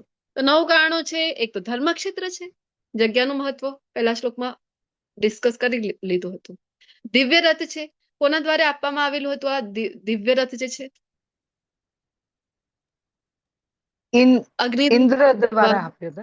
ઇન્દ્રએ આપેલો ને દિવ્ય રથ, અગ્નિદેવ દ્વારા. પછી કપિધ્વજ છે. હનુમાનજી પોતે અહીંયા વિરાજમાન છે. બોલો, રામાયણનું જ્યારે યુદ્ધ થયું હતું એ સમયે કોણ જીત્યું હતું? શ્રી રામ જીત્યા હતા. પ્રભુ શ્રી રામ જીત્યા હતા. તો જ્યાં હોય છે હનુમાનજી, ત્યાં તો વિજય થાય જ છે. આમ તો અને પોતાની પ્રભુની સેવામાં એ અચૂક હોય છે. તો પ્રભુ શ્રી રામ માટે હતા. અહીંયા એ જ ભગવાન છે, ભગવાન કૃષ્ણ છે. તો ભગવાન કૃષ્ણની સહાયતા માટે પણ આવી છે. આપણે જો કમ્પેર કરીએ ભગવાન શ્રી રામને અને કૃષ્ણને, તો બંનેમાં ઘણી બધી સિમિલારિટી પણ આપણને મળે છે. તો અહીંયા રામ અવતારમાં જે ચરણની સેવામાં હતા હનુમાનજી, તો એમને ભગવાન શ્રી કૃષ્ણ છે એ પોતાના માથા ઉપર બેસાડી દે છે. ભગવાનની કૃપા છે કે ભગવાન, કારણ કે હનુમાનજી તો સદૈવ દાસ્ય રસમાં છે, સદૈવ ભગવાનની સેવા કરવા તત્પર છે.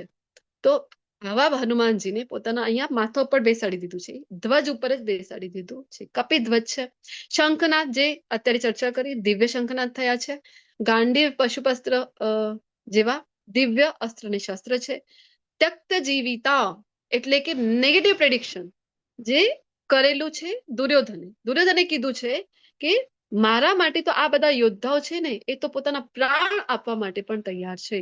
તો દુર્યોધનનું નેગેટિવ પ્રેડિક્શન આપણે એટલા માટે કહીએ છીએ ને કે શુભ શુભ બોલો, જીવા ઉપર સરસ્વતી હોય છે, સારું વાસ્તુ તથાસ્તુ કહે છે, એવું આપણે કહેતા હોય છે કે નહીં? તો આ એના પાછળ શાસ્ત્રોમાં તો ખૂબ ક્લિયર છે, ખૂબ એના કારણો હોય છે જે આપણે ફોલો કરીએ છીએ એના પાછળ. ત્યક્ત જીવિતા હતી દુર્યોધનની, એ મદદરૂપ થઈ પાંડવોને જીતવા માટે. એટલે ક્યારે પણ અશુભ બોલવું જોઈએ નહીં. મોક્ષદા એકાદશીનો અત્યંત પાવન દિવસ હતો. ભાગ્યની લક્ષ્મી છે એ પોતાના સ્વામી વગર ક્યારે પણ રહી શકતી નથી. અહીંયા એમના સ્વામી ભગવાન શ્રી કૃષ્ણ છે, તો લક્ષ્મી પણ એમની સાથે જ હોય છે. અને ઋષિકેશ એટલે કે ભગવાન પોતે અહીંયા હાજર છે. ભગવાન જ્યાં હાજર છે ત્યાં તો વિજય કોઈને હોય જ છે. આ 9 કારણો છે. હવે અર્જુનજીને જે વિષાદ થઈ રહ્યા છે, તો વિષાદના લક્ષણો અહીંયા આપેલા છે કે અંગમાં કંપન થઈ રહ્યું છે, મોં સુકાઈ રહ્યું છે, આખું શરીરમાં ધ્રુજારી. આપણે પણ કોઈ આપણા સમક્ષ જોર જોરથી ચિલ્લમ ચાલી કરીએ તો આપણા પણ હાથ પગ છે એ ધ્રુજે છે કે નહીં? તો સેમ, કારણ કે વિષાદના બધા લક્ષણો છે. રૂવાડા ઉભા થવા, રોમાંચિત થઈએ છીએ અથવા તો ભયમાં હોઈએ ત્યારે આપણા રૂવાડા ઉભા થાય છે. હાથમાંથી કહે છે અર્જુન, મારા હાથથી તો મારું ગાંડીવ છે એ સરી રહ્યું છે. અને ત્વચામાં બળતરા થવી, પગ છે એ ઢીલા પડી જવા. આપણે કહીએ હાથ પગ તો મારા ઢીલા થઈ ગયા. તો આ બધું મન ચંચળ થવું, મન સ્થિર નથી થતું એક જગ્યા પર જયારે આપણે વિષાદમાં છીએ ત્યારે. એટલે કહે છે ને કે તમે જયારે ખૂબ ગુસ્સામાં છો, ખૂબ કોઈ દુઃખમાં છો, એ સમયે કોઈ પણ નિર્ણય લેવા જોઈએ નહીં, કારણ કે એ સમયે મન સ્થિર નથી તમારું. તો આ બધા વિષાદના લક્ષણો થઈ રહ્યા છે. તો 5 કારણો અર્જુનજી આપે છે. આ મેઇન પહેલા અધ્યાયમાં ભણવાના છે. કોઈ આપણને પૂછે ભગવદ્ ગીતા લેવલ 1 ક્લાસ કર્યા પછી, અરે ભગવદ્ ગીતા લેવલ 1 માં શું છે, આપણને જવાબ આપવા આવડવું જોઈએ કે 3 જણની માનસિકતા. એક તો કુરુક્ષેત્રની રણભૂમિમાં સૈન્યનું નિરીક્ષણ છે. બીજું એ કે 3 જણની મુખ્ય માનસિકતા છે, ધૃતરાષ્ટ્ર, અર્જુનજી અને દુર્યોધન. પછી યુદ્ધ જીતવાના 9 કારણો છે, અને આ યુદ્ધ ન કરવાના 5 કારણો જે અર્જુનજી આપી રહ્યા છે. આ છે અધ્યાય 1. શ્લોકના નંબર પણ અહીંયા આપેલા છે. જો ભગવદ્ ગીતા તમારી પાસે હોય તો તમે શ્લોક નંબર ત્યાં મેન્શન કરી શકો છો. આમ તો 4 કારણો અધ્યાય 1 ના છે, અને 5મું જે કારણ છે એ અધ્યાય 2 નું છે. પરંતુ 5 કારણ એક સાથે આવે તો આજે જ આપણે એની ઉપર ચર્ચા કરી લેતા હોય છે ડે 1 માં. પહેલું કારણ અર્જુનજીએ આપ્યું છે કરુણા. તો શ્લોક અહીંયા આપણી સમક્ષ છે. હું અનુવાદ જ વાંચું છું, સમય આપણી પાસે નથી તો. કે અર્જુનજી કહી રહ્યા છે કે હે મારા પ્રિય કૃષ્ણ, મારા મિત્રો ને સંબંધીઓ મારી સામે આવી લડાયક ભાવનામાં હાજર જોઈને હવે મને લાગે છે કે મારા શરીરના અંગો જે છે એ કંપી રહ્યા છે, મારું મોં છે એ સુકાઈ રહ્યું છે. તો ભક્તોમાં કરુણા હોય છે, દયા હોય છે, અને હોવી પણ જોઈએ કરુણા. તો અહીંયા અર્જુનજીને ખબર છે આ યુદ્ધની પહેલા જ કે આટલા કહેવાય છે કે લગભગ 68 કરોડ જેટલા લોકોનું મૃત્યુ આ મહાભારતના યુદ્ધ દરમિયાન થયેલું છે. તો અર્જુનજી તો ભક્ત છે. એમને એવું નથી કે મારા પક્ષથી કેટલા લોકોનું મૃત્યુ થશે. એમને તો આખા યુદ્ધમાં જે કોઈ પણ મૃત્યુ પામવાના છે એ બધા માટે કરુણા છે. એટલે ના પાડે છે કે અરે વિના કારણ આટલા લોકોનું મૃત્યુ થશે અમારા કારણે, તો એટલા માટે યુદ્ધ માટે ના પાડી દે છે. પછી છે કે કોઈ આનંદ નથી. કોઈ પણ વસ્તુ જયારે આપણને મળે છે, મેળવી લઈએ છીએ, તો આપણે શું કરીએ છીએ, અરે ક્યારે જઈને કોઈની સાથે શેર કરું આ વાત, આ વસ્તુ, મને આ મેં અચીવ કર્યું છે. તો શું કામ આપણને એવોર્ડ મળે છે તો ખૂબ ખુશી થાય છે, કારણ કે અરે આટલા બધા લોકોની સાક્ષી મને મળી રહ્યું છે, આટલા લોકો મારા ખુશીમાં ખુશ થઈ રહ્યા છે, તો આપણને ખૂબ ગમે છે આ જે વસ્તુ છે. એટલે આપણે સેલિબ્રેશન જે કંઈ પણ કરીએ છીએ, આપણા બાળકોનું બર્થડે હોય, ઘરનું વાસ્તુ હોય, તો બધાને આપણે બોલાવીએ છીએ કે નહીં, જે સ્નેહજન છે આપણે. શું કામ? કારણ કે આપણને બધાને ખબર છે કે અસલી મજા સબકે સાથે. એટલા માટે તો અહીંયા અર્જુનજી કહે છે કે અરે આ યુદ્ધમાં તો મારા પોતાના સગાઓને મારવાનું છે, તો મને એમાં તો કોઈ કલ્યાણ નથી દેખાઈ રહ્યું. કે મને નથી લાગતું, હે પ્રિય કૃષ્ણ તમે મને જણાવો કે હું તેનાથી કોઈ વિજય, રાજ્ય કે સુખની પણ ઈચ્છા રાખતો નથી. મને આવું વિજય શું કરું, હું વિજય થઈ પણ ગયો તો બતાવીશ કોને? આ તો કોઈ રહેશે જ નહીં મારા સ્વજનો.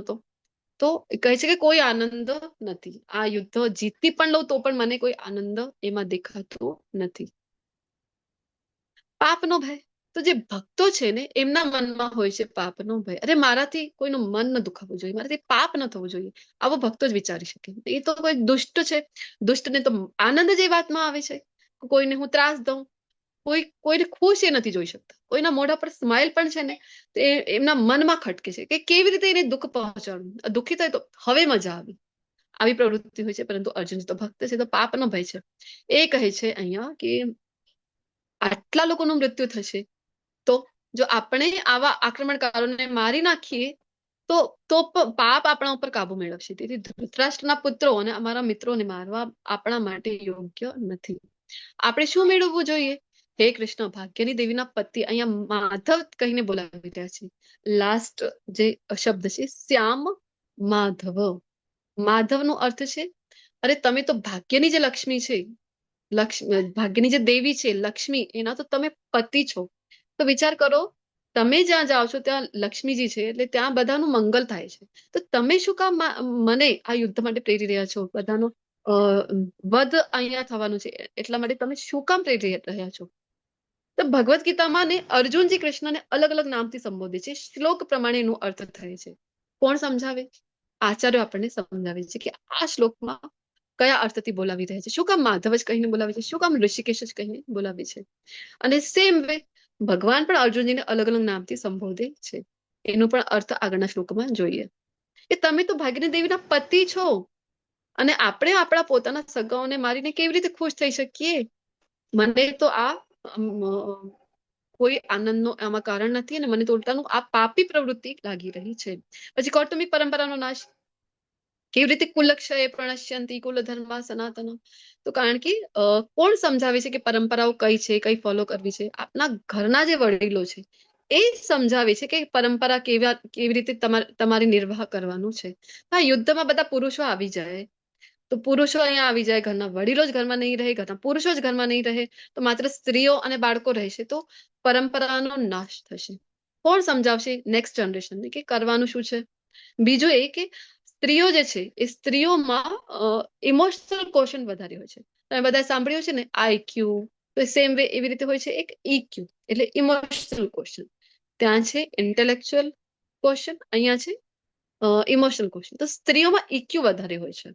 સ્ત્રીઓ એટલે તમને બધાને પણ અનુભવ હશે કે સ્ત્રીઓમાં ભાવનાત્મક રીતે જલ્દી જોડાઈ જાય છે કોઈની પણ સાથે. અહીંયા ભક્તિની પણ વાત કરીએ તો ભક્તિમાં પણ સ્ત્રીઓ જે છે, મહિલાઓ છે, માતાજીઓ છે, આપણને દેખાય છે કે વધારે પ્રમાણમાં જોડાઈ જાય છે. આ એક કારણ છે. તો આવી રીતે જો માતાજીઓનો એવો સ્વભાવ છે, તો ઘણા લોકો જે છે દુષ્ટો છે એ શું કરશે કે બહેલાવી ફુસલાવીને આ સ્વભાવનો લાભ લેશે, ગેરલાભ લેશે, ગેરમાર્ગે દોરી જશે, જેનાથી વર્ણશંકર પ્રજા ઉત્પન્ન થશે. અને આ રીતે જે કૌટુંબિક પરંપરા છે એ નાશ પામશે. અર્જુનજી આટલું બધું વિચારી રહ્યા છે, વિચાર કરો. અને અનિર્ણાયકતા તો નેક્સ્ટ એટલે કે બીજા અધ્યાયનો શ્લોક છે, 6 નંબરનો. ત્યાં આવવાનું છે આવતીકાલે, પરંતુ અહીંયા જ આ કારણોમાં ચર્ચા કરી લઈએ. બસ શોર્ટમાં આ લાસ્ટ કારણ છે. આ ક્લાસ ફિનિશ થવામાં જ છે, તો બધાને વિનંતી છે બની રહો. અનિર્ણાયકતા, ન તો આપણે જાણીએ છીએ કે કયું સારું છે. અરે મને તો એ નથી ખબર પડી રહી ભગવાન, કે હું હારી જાઉં એ સારું કહેવાશે કે હું જીતી જાઉં એ સારું કહેવાશે? કે ધૃતરાષ્ટ્રના પુત્રો જેમને જો આપણે મારી નાખીએ તો આપણે જીવવાની પરવા કરવી જોઈએ નહીં. આપણા જ તો છે આ બધા સગા સંબંધીઓ, એમને મારીને આપણે કેવી રીતે જીવી શકીશું? તે હવે આ યુદ્ધભૂમિ ઉપર આપણી સામે ઉભા છે, તો મને એ જ નથી ખબર પડી રહી કે સારું શું છે અમારા માટે, જીતી જવું કે હારવું? તો આવા બધા જ 5 કારણો મુખ્ય છે. આનો સ્ક્રીનશોટ લઈ શકો છો, કારણ કે આવતીકાલનો અધ્યાયની શરૂઆત જ આ પ્રશ્ન સાથે થવાની છે. તો તમને પૂછવાની છું, મને ખબર પડશે કે ધ્યાનપૂર્વક સાંભળ્યું છે કે નહીં. તો આ આન્સર બધાને આવવું જોઈએ, બધાને એક એક કારણ તો પણ આવડવા જોઈએ.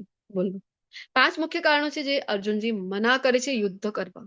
પહેલું છે કરુણા, રિપીટ કરું છું હું, કોઈ આનંદ નથી. પાપનો ભય, ચોથું છે કૌટુંબિક પરંપરાઓનો નાશ થશે, અને 5મું કારણ છે અનિર્ણાયકતા. તો આની સાથે આજનો જે પહેલું અધ્યાય છે, જે પાયો છે, તમને બધાને ખ્યાલ છે કે જો મોટી એવી બિલ્ડિંગ ઊભી કરવી હોય તો પાયો છે એ બેઝ જે છે એ ખૂબ જ પાકું થવું જરૂરી છે. તો આપણે અહીંયા આ જે બેઝ છે, પાયો છે એ ખોદી નાખ્યો છે. હવે આવતીકાલે તમે અને હું અને મારી ટીમ, અમે બધા મળીને સાથે મળીને એના ઉપર કામ કરવાના છીએ, અને 18 અધ્યાય રૂપી ભગવદ્ ગીતા રૂપી માળાની એક સરસ મજાની બિલ્ડિંગની આપણે રચના કરવા જઈ રહ્યા છે. તો અત્યાર સુધી અમારી સાથે બની રહેલા છો એટલા માટે ખૂબ ખૂબ આભાર. વાંછા કલ્પતરુભ્યશ્ચ કૃપા સિંધુભ્યૈવ ચ પતિતાનાં પાવનેભ્યો વૈષ્ણવેભ્યો નમઃ. હરે કૃષ્ણ કૃષ્ણ કૃષ્ણ હરે હરે, હરે રામ હરે રામ, હરે કૃષ્ણ માતાજી. પ્રશ્ન મનમાં હશે, હરે શું કામ કૃષ્ણ. હરે કૃષ્ણ મંત્ર કહી રહ્યા છે? તો બની રહો અમારી સાથે આ ક્લાસમાં. મારા દરેક પ્રશ્નનો, દરેક શંકાનું નિવારણ અહીંયા થવાનું છે. Thank you so much. Hare Krishna. Recording stop કરી શકો છો.